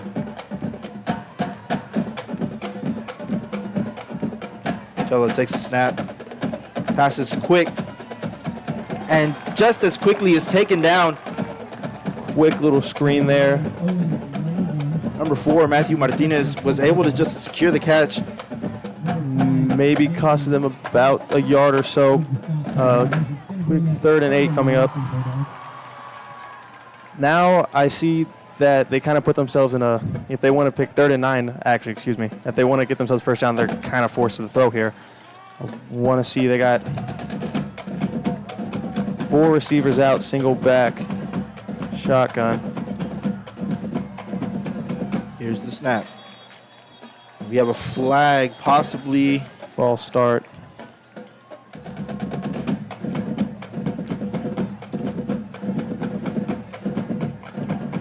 You are correct. It's a false start that'll push them back 5, and that's not what you want when you want to come out of the first half of your first offensive series. Looks like both Cedar Ridge and Bowie they've kind of little quick spurts here. Haven't really found anything on offense. Hopefully Bowie can make something happen on this 3rd and 14 to extend their drive. We saw a clever little screen pass by the Cedar Ridge Raiders to convert on a long 3rd down. Let's see what. So it might bring some pressure off the edge here. Single safety back. Tello faces some pressure. He rolls out, looking for somebody. Keeps his eyes downfield. Oh, and it's picked off. It's picked off, and he has daylight. What a fantastic read by number 16 again. 18. I'm sorry, my apologies. That's number 18. That is Logan Klubundi with the pick. And see, in that moment, right, you saw Tello's trying to keep his eyes downfield, throws across his body. Not the smartest move. Cedar Ridge got pressure, forced him out of the pocket. He's kind of forced to try and throw something, throws it kind of across his body.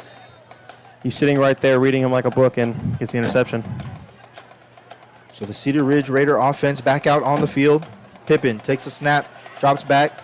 Tries to hit a little wheel route. He throws it quite possibly. Oh, he's pushed a little far out of bounds. Quite possibly almost back-to-back picks right there. But he's just can't get his toe down. It's number 10, Cole. No.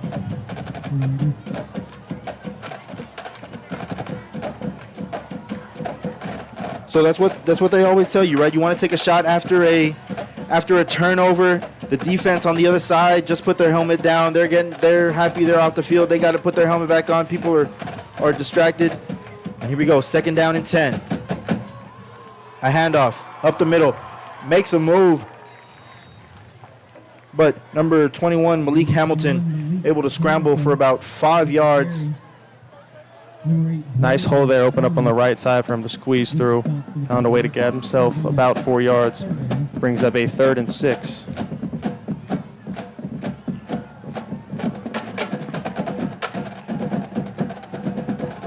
The Raiders absolutely want to put points on the board here. You want to go up. You want to take the lead. especially when your defense just forced a turnover.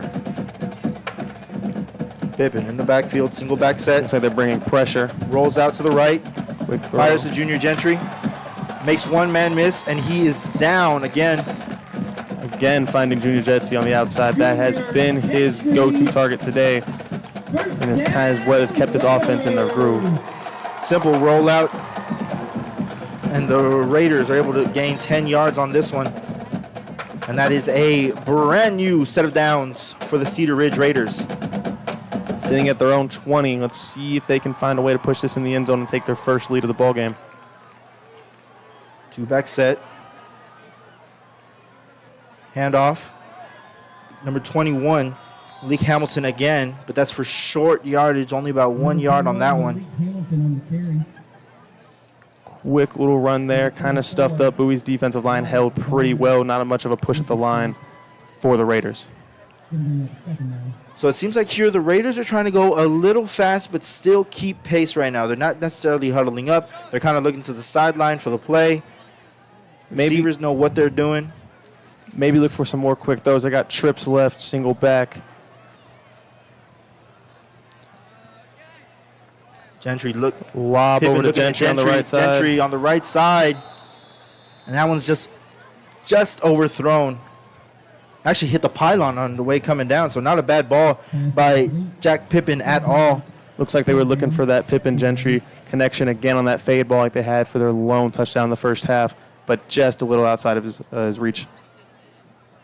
Gentry been a huge target in this game so far, been Pippen's favorite target, but you know what, when you're about 6'3", 6'4", 200 pounds, yeah, I think that's a pretty nice target for any quarterback, especially the one trying to settle down. Pippen rolls out to the left, faces pressure, and he is swallowed up by the Bowie Bulldog defense. That was rough right there. Not able to get his eyes down the field, his feet set. There was nothing on that one, and they pushed way back. Looked like 44 Jackson Lang and 32 Garrett Gibson were the first ones to get to him there, and looks like they pushed him right outside of field goal range, so they might have just costed the Raiders some points in this drive. Oh, don't speak too soon. Here comes number 12, Will Hamilton, for the attempt. He had the opportunity to tie this game up at the end of the half. 44-yarder. And that was blocked. Picked up by Brand Rupp, and it's fumbled again. I think he just fell. Just went down. Refs are calling it dead. But yes, blocked field goal opportunity again. So Raiders are going to come up empty on this drive. However, the Raiders find themselves saved a little bit because that was going to the house for 6. Absolutely. Score stays the same. Bulldogs 17, Raiders 14. Yeah, bad sack. Took him from the 20 to the 34-yard line. It definitely not was something we wanted to see there, which kind of did cost them points on that drive. And that's what we talked about earlier, right?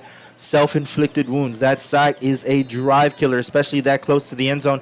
Let's see if the Bulldogs are able to do something with this newfound field yardage. As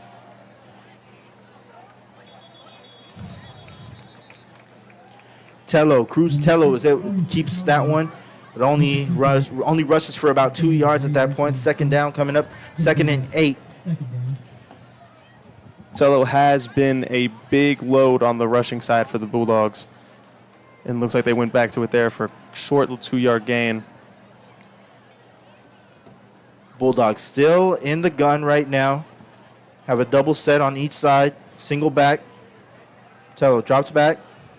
Fires it. And number 3. Owen Ball, my apologies. Owen Ball, the junior, makes a nice grab. Is able to make a couple moves and gets close to the first down yardage. We're at a 3rd and 1 right now. I like that play call there. They were backed up a little bit on defense, so he just ran a quick slant right into his face and opened up on the inside, and they were able to pick up some good yards there. Bit of a jumbo set here to the left. 3rd and short. Tello takes it, and he looks like he's going to get this one. It's going to be short. It's going to be a close call. And no, they give him the first down. Pushed it just over that line, got about 1.5 yards there, which kept this drive alive and moved the chains. Again, Tello Cruz carrying the running load as I've so far on this drive, and he has a lot this game as well. We talked about it earlier in the broadcast, and Alan said it, but you don't know if you really want your quarterback doing that, running in between the tackles, but he's able to get the first down, keep the drive moving. So we have a doubles on each side with a one-back set. Tello in the backfield. Takes a snap, hands it off. Yeah, another run for the Bulldogs here. It looks like they are just trying to work this clock with some just runs up the middle. They found some comfort so far on this drive with those runs as they picked up 2 right there. But like I said, again, they're just working this clock as the clock continues to tick down. That was number 22, Joe Delmark, with the run. The 5'8", 185-pound junior. And number 99 checks into the game. Colin Rice, defensive end. Comes in, high snap, Tello takes it, bounces it out to the outside, finds some more room. We got a flag down, and that one's a rush for about 6 or 7 yards. But like you said, this one might be coming back. Might catch a hold on that left side of the line.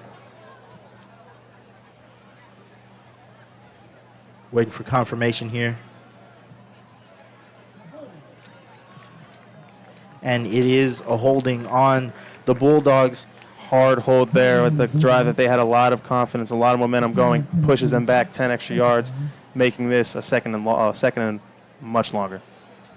You know, this third quarter is much different than from moving. The first quarter. We are moving quickly right now. Like I said, it's just been clock control by the Bulldogs. Once they got this ball back, they've kind of just ran the clock down a little bit. They're trying to just speed this game up with the short lead they have. Trying to manage the clock, manage the time, manage their possessions. Joe Delmark stays in the backfield. 3 trips on the left. Cruz Tello takes a snap, fakes the handoff. And number 9, Owen Langdon, is able to bring that one in. As fast as he caught it, he was tackled in the same spot. So only a short gain. Yeah, Cedar Ridge has been on top of as soon as the ball has touched the receiver's hands. They've been there to make the tackle. But, again, a quick throw there. It's run, quick throw, and it looks like they're not taking any shots right now. They're just kind of having a controlled drive. Well, look at this one here. It is 3rd and 16, only a gain of 2 on that last drive, or on that last play. Look for the Bulldogs to take a shot here, possibly. Tello rolls out to the right, fires. Completed, and but completes that one. Short, I think. Once again to Owen Langdon, but he took a shot to the midsection when he caught that one. And he is down, possibly a win knocked out situation, but hate to see that. But we will come back, and hopefully we will see Langdon up on his own and walking off. We will be right back.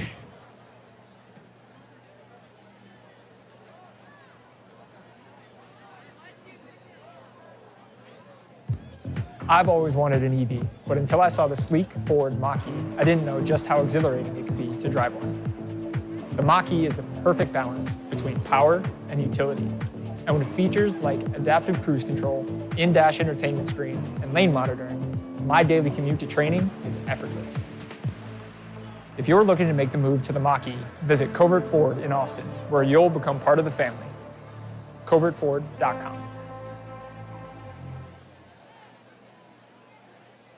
There's nothing quite like Central Texas high school football. Beautiful day to play some football, boys. Under the lights. Join iHS fans Rick Epstein and Jeff Power each week as they shine the spotlight on area high school football teams, players, and coaches. Tuesday night, we'll be live at Bush's Chicken in Pflugerville, welcoming Panthers head coach Charles Taylor, plus Andrew Petter from the Georgetown Eagles. And make some noise, Raider Nation. And we are back. Langdon able to walk off the field on his own accord. So that's always a good sign. 4th down, 4th and 1. Tello takes a snap, bounces it outside, is met in the hole, and there's a flag down. Again, Tello Cruz. Cruz Tello, I'm sorry. has been the guy on these short runs to throw it in, but there's a flag. This might be coming back. Had the jumbo set again. False start. Push this back 5 yards and make it a 4th and 6. Drive killers, right? Drive killers is what we've been talking about this entire game.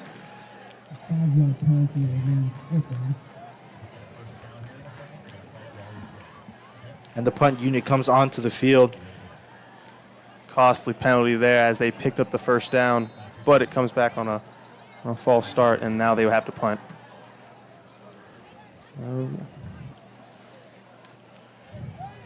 Number 20, Andrew Johnson, back to field it along with Statesman's top 100, Baron Robinson, number 1. Short kick. This one angled towards the end zone, and this one did not go far. Looks like they'll spot it around the... We're still waiting here. Looks like it'll be at the 26-yard line. High snap and then an even higher punt. Just left them a little short. Didn't look like they pinned them right where they wanted them to be. But Cedar Ridge still has all of the field to go down. Yes, we got a minute 37 left in this third quarter. Still a lot of time, especially with the Raiders having 3 timeouts left in their bag. Let's see if they can make something happen here. Once again, Junior Gentry been a huge target this entire game. See if they go back to him. Man in motion, number 4.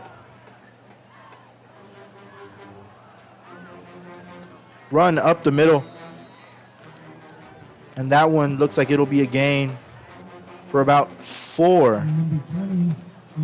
Again, starting the drive off with a run after those early interceptions. Look like they might be wanting to continue to do that to try and have the feel the drive out first, feel the first play out. Number 20, Andrew Johnson, getting his touches right now.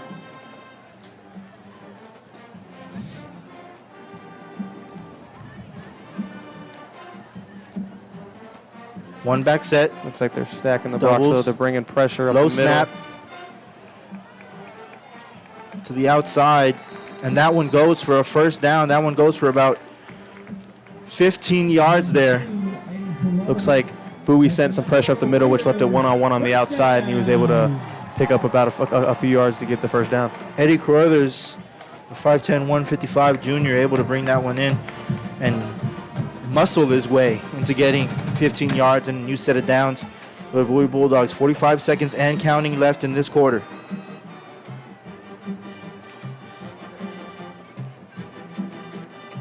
The handoff. Number 20, Andrew Johnson. Fights his way for 5, and this is what you want if you are the Cedar Ridge offense. You want to get 5 yards every run, because on second down, statistics show you're going to get another 5, and you're going to get yourself a first down. You control the pace, and it looks like they might not run a play with 10 seconds left in the third. Looks like the Cedar Ridge is starting to try and find a groove on offense. You're getting yards. They're not getting any negative plays at the moment. See if they can keep that up. And there is the horn for the third quarter. And ladies and gentlemen, put your 4s up. It is the fourth quarter.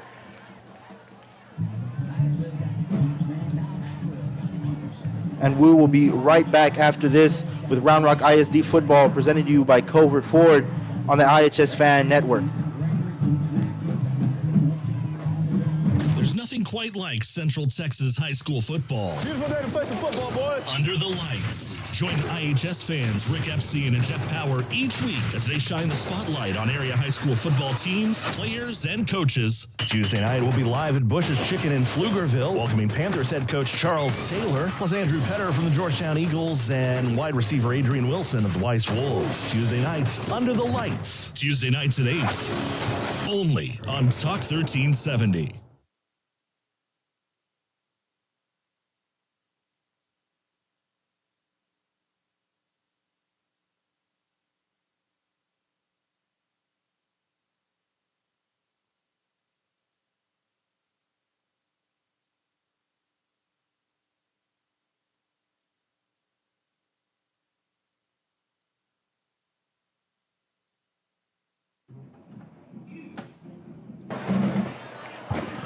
All right, start of the fourth quarter. Cedar Ridge driving, trying to tie it up or take the lead as they have the ball at their own 45-yard line. Quick hitter out to Carruthers, who's across midfield. He drops a football, but he's able to get it back. And that should be enough for forward progress for a first down. And let's see what the call is right now. Needed 4, he got 5. And that one could have been another drive killer, especially given the ball up around the 50-yard line. So they give him detrimental. They give him the first down. He needed 4, he got 5. 2 catches, 15 yards for Eddie Carruthers. And we're now in the fourth quarter. Bowie with a 17-14 lead, but Cedar Ridge is driving. A scoreless third quarter. There's a fresh set of downs from the Raider 49-yard line. Jack Pippen in at quarterback, dual backs in the backfield. On the ground to Johnson again. No gain on the play. Second down and 10.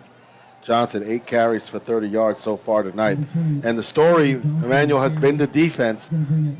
After that field goal, a 3-and-out for Bowie, a fourth down turnover, an interception, and then a punt. So they have not been able to get anything going in their last 5 drives, and credit this Cedar Ridge defense for bending and not breaking. Second down and 10 from their own 49-yard line. 3 bunch set to the top of your screen. Pippen rolls to his right, throws in the middle of the field. That ball is hauled in by Carruthers inside of Bowie territory to the 47-yard line. So a quick pickup of 4, setting up a manageable third down. Carruthers showing himself to be a valuable target in the fourth quarter, late in this game, or in the third quarter, and now in the fourth quarter. Ball is at the Bowie 47-yard line. They need the 41 for first down. Third down and 6. 10:22 left to go in the third quarter. 4 wide for Jack Pippen, the junior quarterback. He rolls, looking for a quick pass to the sideline. He's got his man Gentry right at the line. And that's enough for a first down. They'll give him the 40. So Gentry picks up 7. Yeah, first down and 10. If you don't know what's coming at you, the comeback is one of the hardest routes to defend as a corner. You don't want to give up the big play behind you. Let them get the first down in front of you.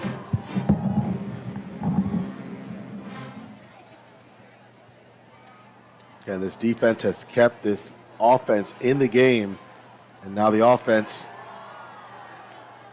looking to cash in. First and 10 from the Bowie 40. Low snap. Pippen, seam route in the middle of the field. That ball is caught by Jordan Ramsey inside of the 20-yard line. Down to the 15, a 25-yard pickup. First and 10. The trio of Nick Gannister, Connor Anderson, and Aman Hamid right in the middle, left guard, center, and right guard were able to pick up the blitz that Bowie sent. They sent the pressure, and Jack Pippen able to keep himself composed and throw it over the top. Fresh set of downs, first and 10 from the 15-yard line. Here come the Raiders. Hamilton inside the 15 to the 14, a hard-earned 1 yard. He's got 6 carries for 17 yards, second down and 9.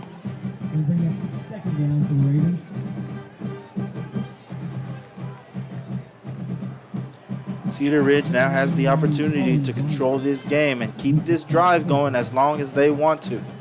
You are in field goal range. You don't want to lean on the possibility of taking a field goal and only tying up this game. You want 6. You want to get in the end zone.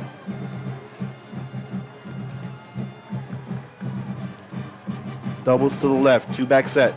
Here we go, second down and 8. Pippen, pump fakes, throws in the back of the end zone.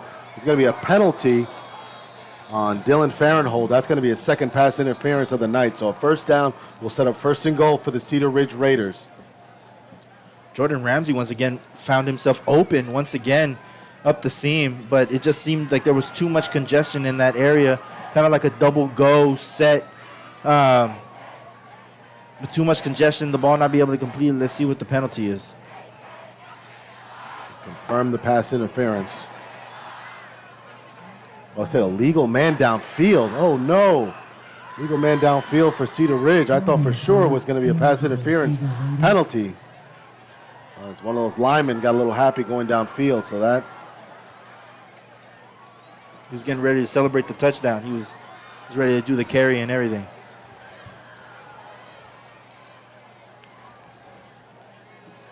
So would move them back to the 19-yard line. So it'll be a second down and 13. Line of gain is the Bowie 6. So the ball is at the 19-yard line. They need 13 for a first down. Again, 3 ties the ball game, Emmanuel, so you don't need 7, but you can't get pushed back anymore. Right. Pippen rolling out, throwing Gentry in and out of his hands. Incomplete. Third down and 13. And now at this point, you just want to get closer in the field goal range. Right now, from the 19-yard line, it'd be a 36-yard field goal. Hamilton has missed from 35 tonight already. Gentry been so solid all night long. That ball is one of the first ones that he's dropped all night. He's definitely going to want to have that one back. That would have gotten them just a little bit closer. We'll see what the game plan is, whether it's to take a shot or to get closer for a field goal and tie this one up. 8:39 left to go in the ball game. Bowie holding on to a 3-point lead, but the Cedar Ridge Raiders are driving down the field. They have the ball at the Bowie 19-yard line with a third down and 13. And now Sam Robinson will call his first timeout of the second half. We'll take one with him. We'll be right back after this. Bush's Chicken is a proud supporter of area schools, athletic programs, and booster clubs. With stores in Cedar Park, Round Rock, Georgetown, both North and South Austin, and our newest store serving Pflugerville and Hutto. Bush's serves the Texas standard in real hand-battered fried chicken and crispy tenders, tasty rolls, and that famous Bush's sweet tea. Bush's Chicken, proud supporter of area schools, athletic programs, and booster clubs. The Texas standard. Bush's Chicken. It's good, good, good.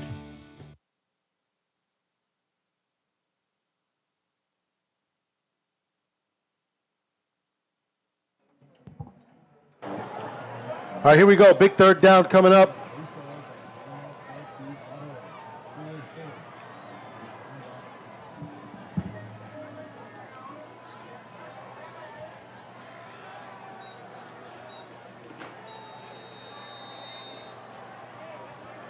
All right, now we're ready as the whistle blows. Cedar Ridge trying to get into field goal territory or go for it all. Pippen with Johnson, the lone back. Ramsey in motion. They fake it to him. A lot of pressure. Finally dumps off and a big catch at the 15-yard line. Andrew Johnson, when you need something done, you go right back to him, and he's got the ball down to the 17-yard line, setting up a potential 34-yard field goal. How about the hand strength and the composure of Andrew Johnson to be able to bring that one down? He took a big shot, but he's able to hold on to that one, brings this field goal just a little bit closer. Let's see if the Cedar Ridge Raiders are able to tie this one up. All right, here we go, Hamilton. From 34 yards, the kick is up. And it is good. We are all tied up at 17 apiece. Those 2 extra yards from Andrew Johnson. Much needed as that sets up a 34-yard field goal by Will Hamilton. 17 apiece. As we head to a break, you're watching Round Rock ISD football presented by Covert Ford. On the horn. On the iHSFAN Webcast Network. Like Central Texas high school football. Beautiful day to play some football, boys. Under the lights. Join IHS fans Rick Epstein and Jeff Power each week as they shine the spotlight on area high school football teams, players, and coaches. Tuesday night, we'll be live at Bush's Chicken in Pflugerville, welcoming Panthers head coach Charles Taylor, plus Andrew Petter from the Georgetown Eagles and wide receiver Adrian Wilson of the Weiss Wolves. Tuesday nights, Under the Lights. Tuesday nights at 8. Only on Talk 1370. If you're looking for a special medical spa to bring out the beauty that's in you, come visit us at Ginger Allure Med Spa. At Ginger Allure, we treat our staff and patients like family. We're here to embrace, enhance, and showcase your natural beauty with a full range of services such as injectables, laser treatments, permanent makeup, microblading, and more. We provide free consultations for all of our services to answer any of your questions. Visit us online at gingerallure.com or give us a call at 512-709-0161. Ginger Allure Med Spa, the classic approach to a new you. All right, all knotted up, 17 apiece, 7:53 left to go in the ball game after the 34-yard field goal by Will Hamilton, and he booms this one to the back of the end zone for a touchback. A little bit of extra adrenaline for Hamilton after converting on that big kick as he booms that one to the back of the end zone. Yeah, great confidence boost there. Might have to be the hero in this one later on if it goes like that, if it ends up shaking out the way that way. But we'll see right now. We talked about this bend but don't break defense of the Cedar Ridge Raiders. We'll see if they keep with that same motto mindset. Again, the story has been the Cedar Ridge defense. The last 5 drives, a 3-and-out, forcing a punt, a 4th down turnover, an interception, and now a punt. So, Cruz-Tello trying to get this offense back on track, and it's a handoff up the middle to Delmark. Excuse me, that's Mathabella. So Mathabella gets them out to the 32-yard line. Bring up a 2nd down and 3. 7 yards for Mathabella on 1st down. He's got 7 carries for 22 yards.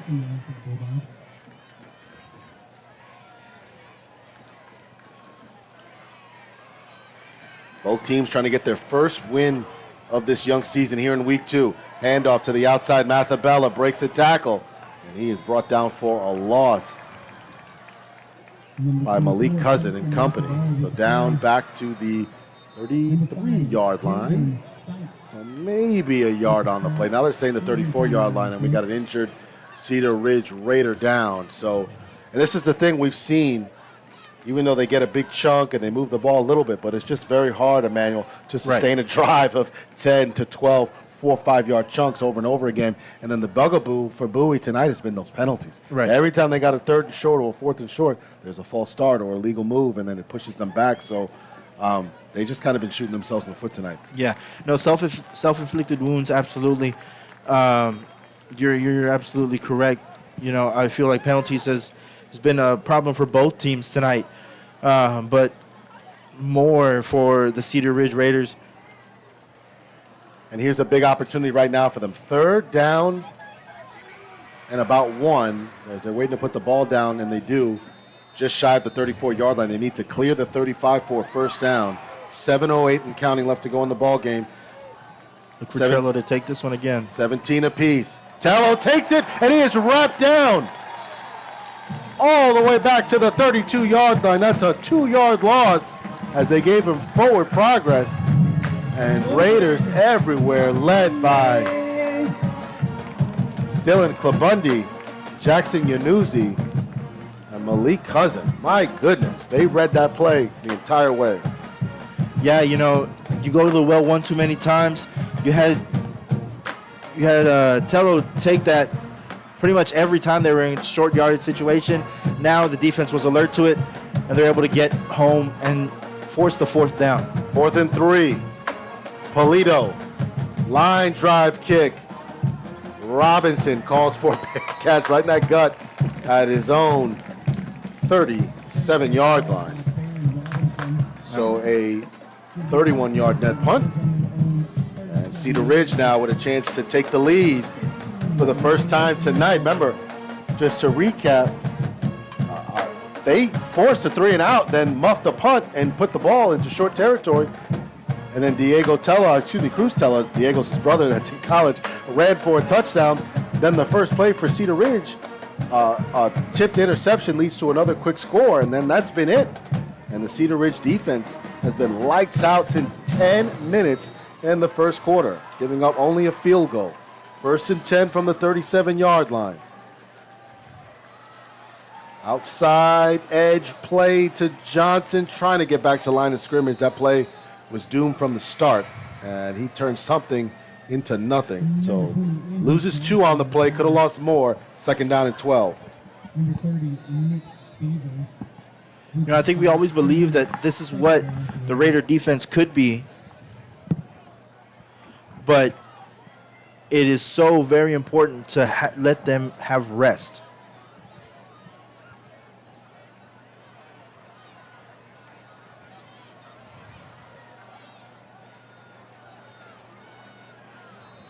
So the clock is running at 5:55.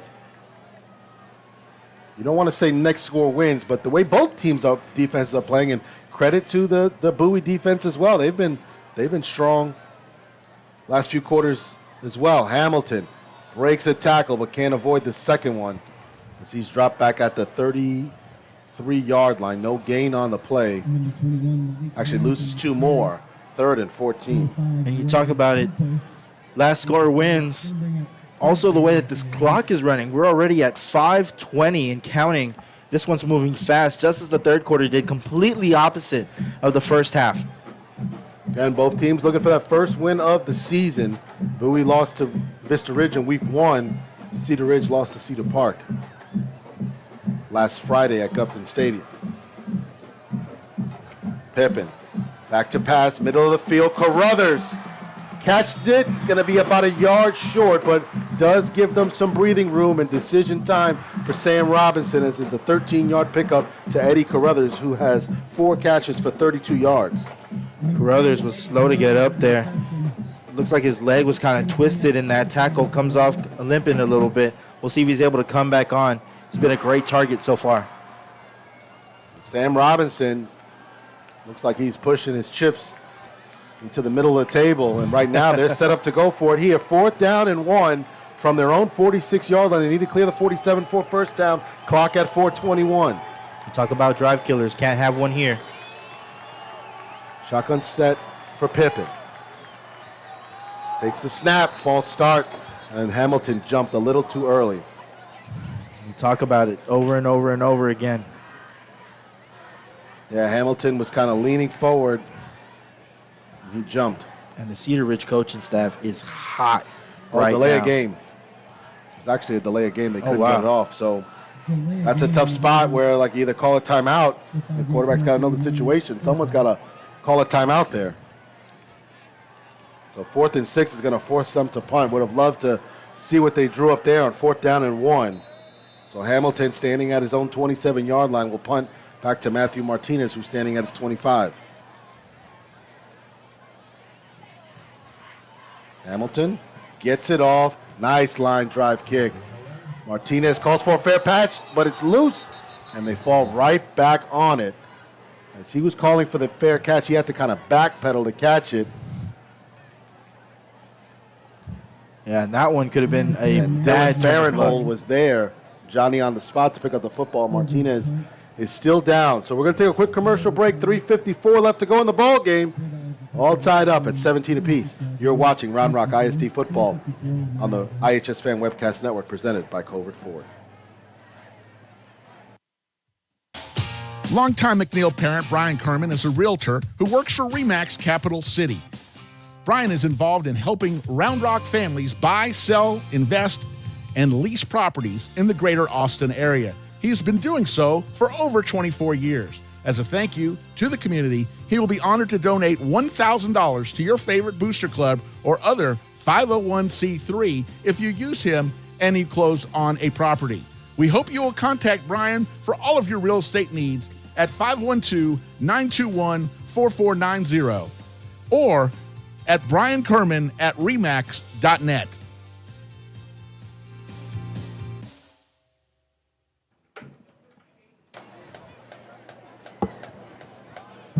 All right, we're back. 3:54 left to go in the ball game. Alan Cepeda, Emmanuel Ramirez, Michael Alvarez with you. Bowie Bulldogs trying to engineer something on offense. And Tello to try to keep it himself. Bounces off of a tackle. And he is brought down at the 28-yard line. So a pickup of 2 for Cruz Tello. 2nd down and 8. Tello, 12 carries, 74 yards tonight. Leads all teams in rushing. He's been their offense, plain and simple. He has been their offense. When they need to go get it, they call on his number. Let's see if they can go get it on this drive. 2nd down and 8. On their own 28. They need the 36 for a first down. Tello throws down the sideline, in and out of the hands of Matthew Martinez, who literally missed a play and came right back in the ballgame after being banged up on that punt. 3rd down and 8, Emmanuel. Yeah, that one would have been to the house. That one would have been 6. He had nothing but green grass in front of him. Just couldn't haul that one in. And he definitely is going to want that one back. That one could have been the game winner, the way this game is just ticking down. Clock stopped at 3:15. 3rd and 8. Tello looks downfield, throws Got Martinez, too strong. Incomplete. And Robinson in coverage. Just an overthrow right there. That one, again, you want that one back. Definitely had Greengrass in front of him again. Might have not been 6. Van Robinson was kind of hawking him down at that point. But still, need to complete those passes at this late stage in the game. So 3 and out, go the Bowie Bulldogs. And Polito, who had 11 punts yesterday, is getting ready for his 4th punt tonight.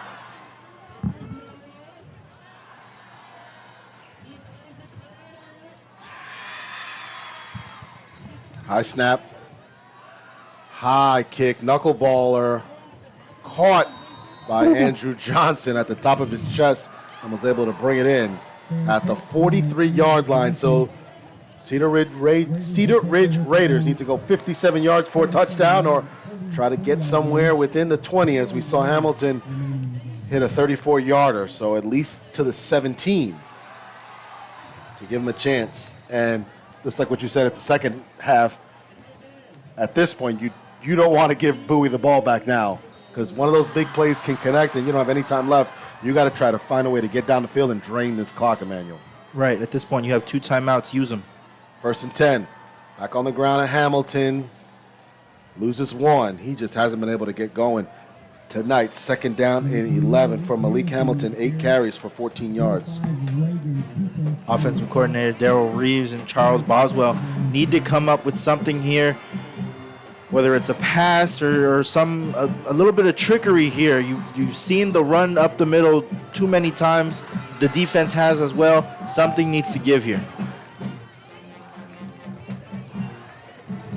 Pippen looks to the sideline. Ball's caught, flag in the secondary as Carruthers makes another catch.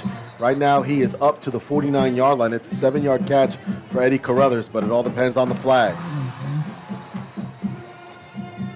And holding on the offense. Repeat 1st down. This is definitely going to be a point of emphasis this next week for the Cedar Ridge Raiders, as they need to be able to eliminate these penalties. You know, what as we call them all night, drive killers, which is what they are. Now you're backed up all the way here, a 2nd and 21. Ball is at their own 32-yard line. They need the Cedar Ridge 47 for 1st down. 2nd and 21. To the outside, a Ramsey. Breaks a tackle to the 40, to the 41. Ramsey with a little bit of effort picks up 9. 3rd down and a decent 12 considering where we were. Ramsey, 4 catches for 56 yards tonight. And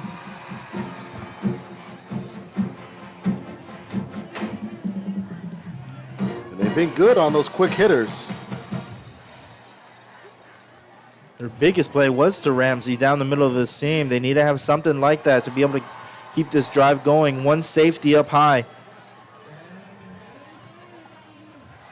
Pippen, short, incomplete. The pressure was right in Pippen's face. Yeah, he had to get rid of that quickly, and Carruthers actually was still running his route and had to come back to it. So, good rush from Bowie, and a minute 36, they're going to be punting it back to the Bulldogs. And Will Hamilton's going to need his best kick of the season tonight. Right here with a minute 36 left to go, all tied up at 17. Kicker Sadiya Jabi is good from 36 tonight.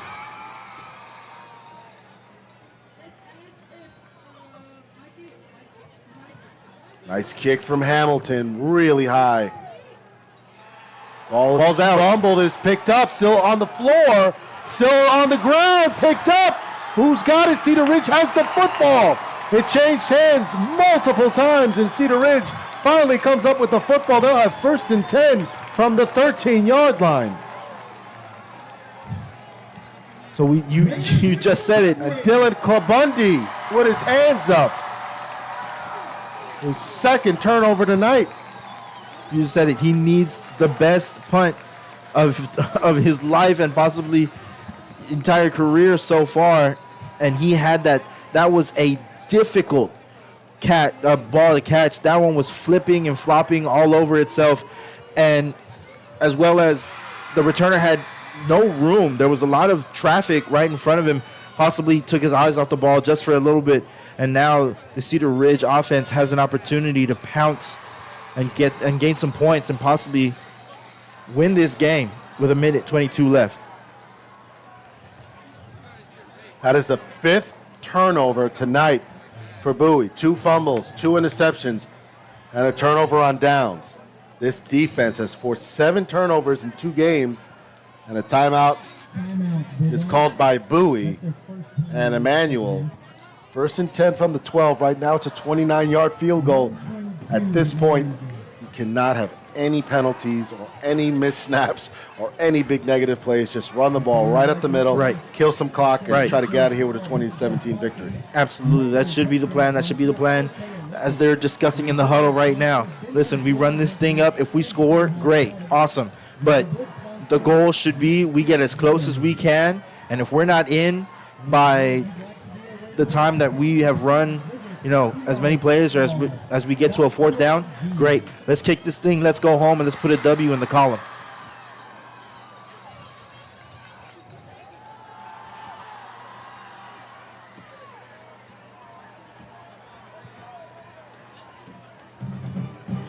All right, here we go. 1st and 10. Something to note, the Raiders can get a 1st down by getting down to the 2-yard line. 1:22 left to go in the ball game. Bowie 17, Cedar Ridge 17. Pippen on the ground. A 3-yard loss. Yeah, Bowie brought the pressure on that one. They knew that the run, they were selling out on the run.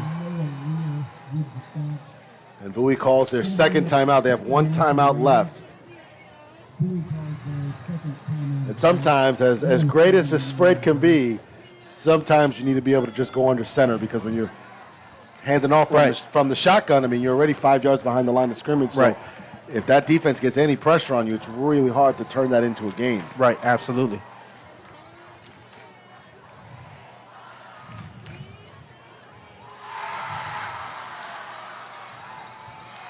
And so that's what we talked about, right? We understood that the game plan should be run, run, run, run.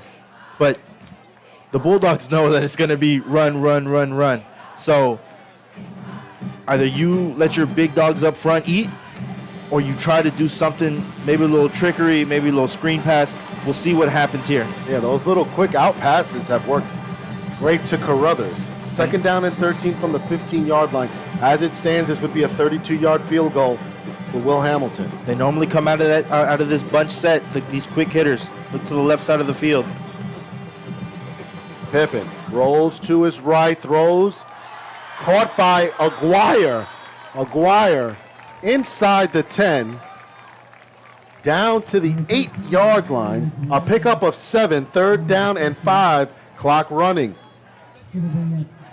But if you are the What Raiders, a time to come up with your first catch of the season. But if you are the Raiders, you have no rush. It's Riley Aguirre, and a timeout called by Bowie. They burn their final timeout with 44 seconds left in the ball game. It's a 3rd down and 6 from the 8-yard line. You can almost go into a formation and ask Hamilton, what hash do you want to kick from? Right. Get a quick rush, and then set up potentially a 25-yard field goal to win the game. Right. So the main goal right now is to kill clock and go to whatever hash that Hamilton prefers. He hit from the far hash, which would be his right hash, earlier tonight.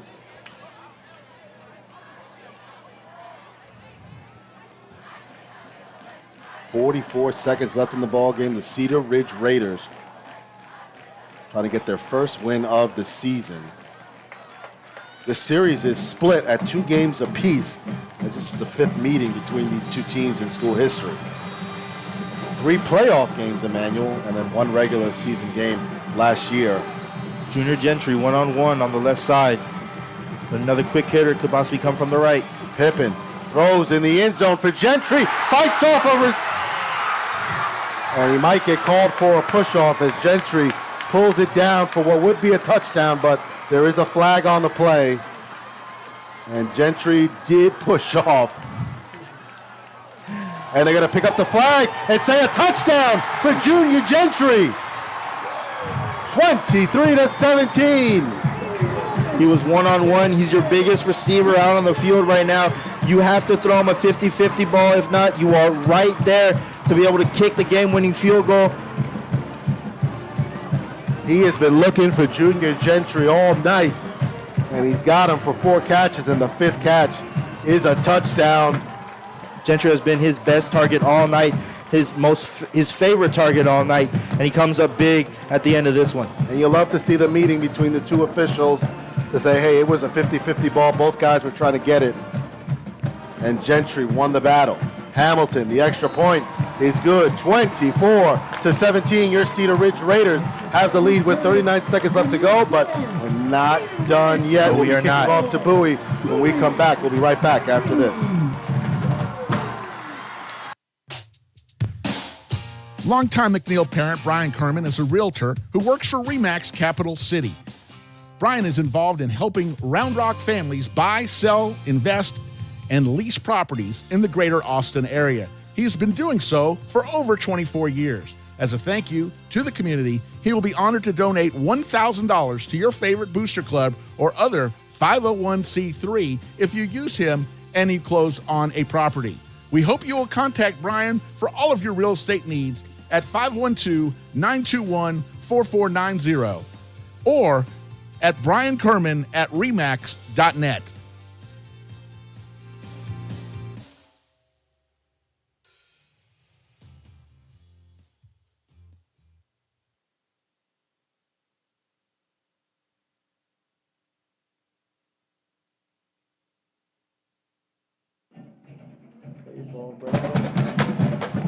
All right, so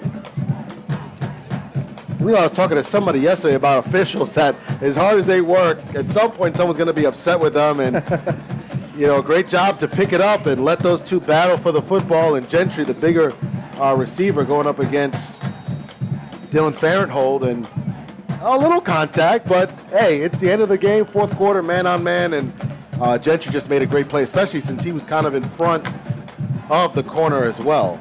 So a touchdown for Cedar Ridge. They lead at 24-17. This defense needs one more stop, and Cedar Ridge will get their first win of the season. Squib kick to burn some clock, picked up by Mathabella, and he gives himself up at the 27-yard line. Shaves off a second off the clock, 38 seconds for Cruz Tello and this offense to try to connect on one of those big go routes on the outside. They've had the opportunity. They have had the opportunity. They've not been able to connect so far yet, but the opportunity is there. Message to the defense should be, listen, just stay back. Don't let anybody get behind you. Keep everything in front of you. So Teller will take 1st and 10. He'll roll out to his left, waiting for a receiver to get open. Down the sideline, the ball is tipped by Baron Robinson. Great coverage from the senior there. 32 seconds left to go. Yeah, Tello had himself a player open in the middle. Looked like couldn't catch who it was in that moment. But they were open pretty much in the middle, but he tried to take that deep shot, trying to hit the wheel route. Not able to connect on that one. Baron Robinson able to make the stop. And we go again. They're looking for a big play right now. 32 seconds left to go. 2nd down and 10.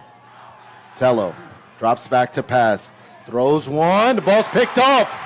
And guess who? E.J. Arriaga with his 2nd interception of the game. His 3rd interception so far of the season. And that one you can pretty much say will seal it for the Raiders to get their first win of the season. 25 seconds left. Probably just takes a knee and let the clock run out on this one.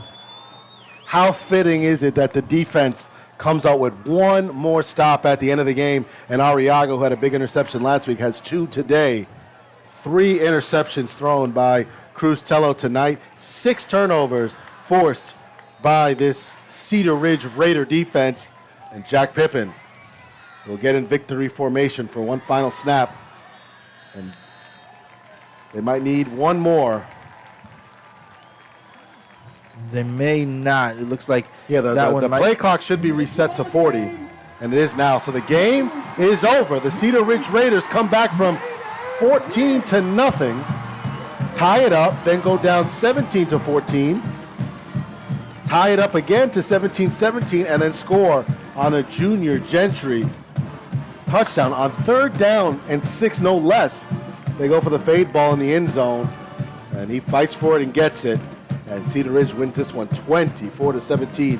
What a character statement building win for this program. Absolutely. In that last series, defense knew passing really is the only option.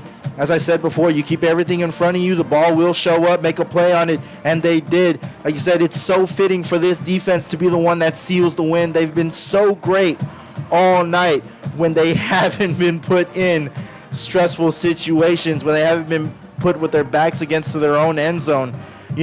I think the defense being able to just allow their team to allow their defense to get some rest, to recoup, to get some words in from their coach makes all the difference in the world. And now it is a 1-1 season for the Cedar Ridge Raiders.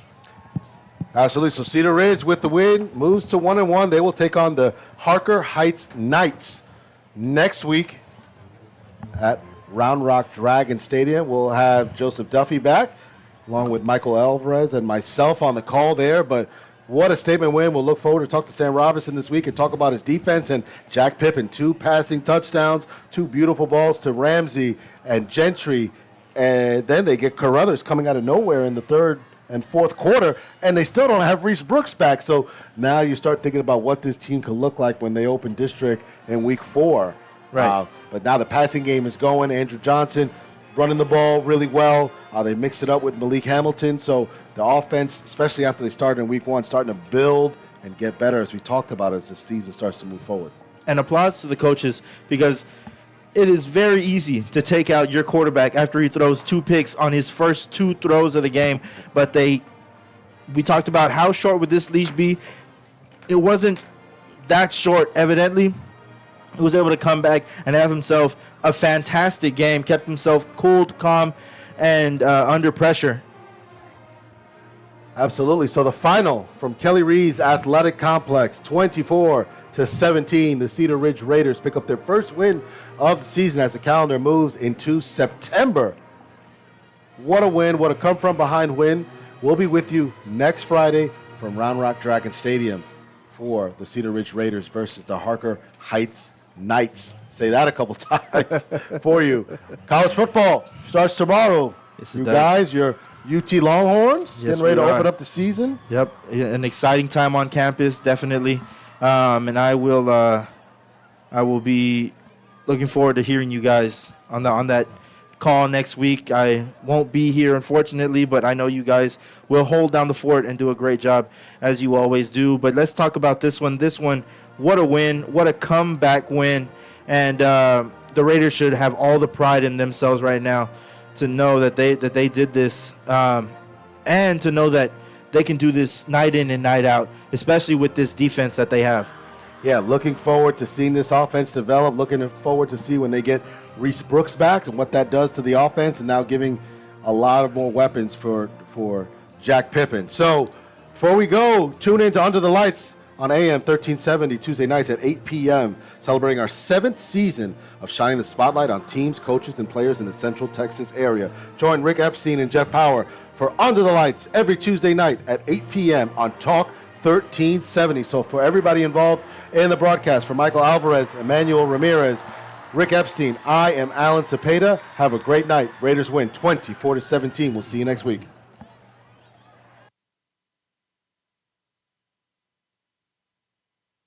Nothing quite like Central Texas high school football. Beautiful day to play some football, boys. Under the Lights. Join IHS fans Rick Epstein and Jeff Power each week as they shine the spotlight on area high school football teams, players, and coaches. Tuesday night, we'll be live at Bush's Chicken in Pflugerville, welcoming Panthers head coach Charles Taylor, plus Andrew Petter from the Georgetown Eagles and wide receiver Adrian Wilson of the Weiss Wolves. Tuesday nights, Under the Lights. Tuesday nights at 8. Only on Talk 1370.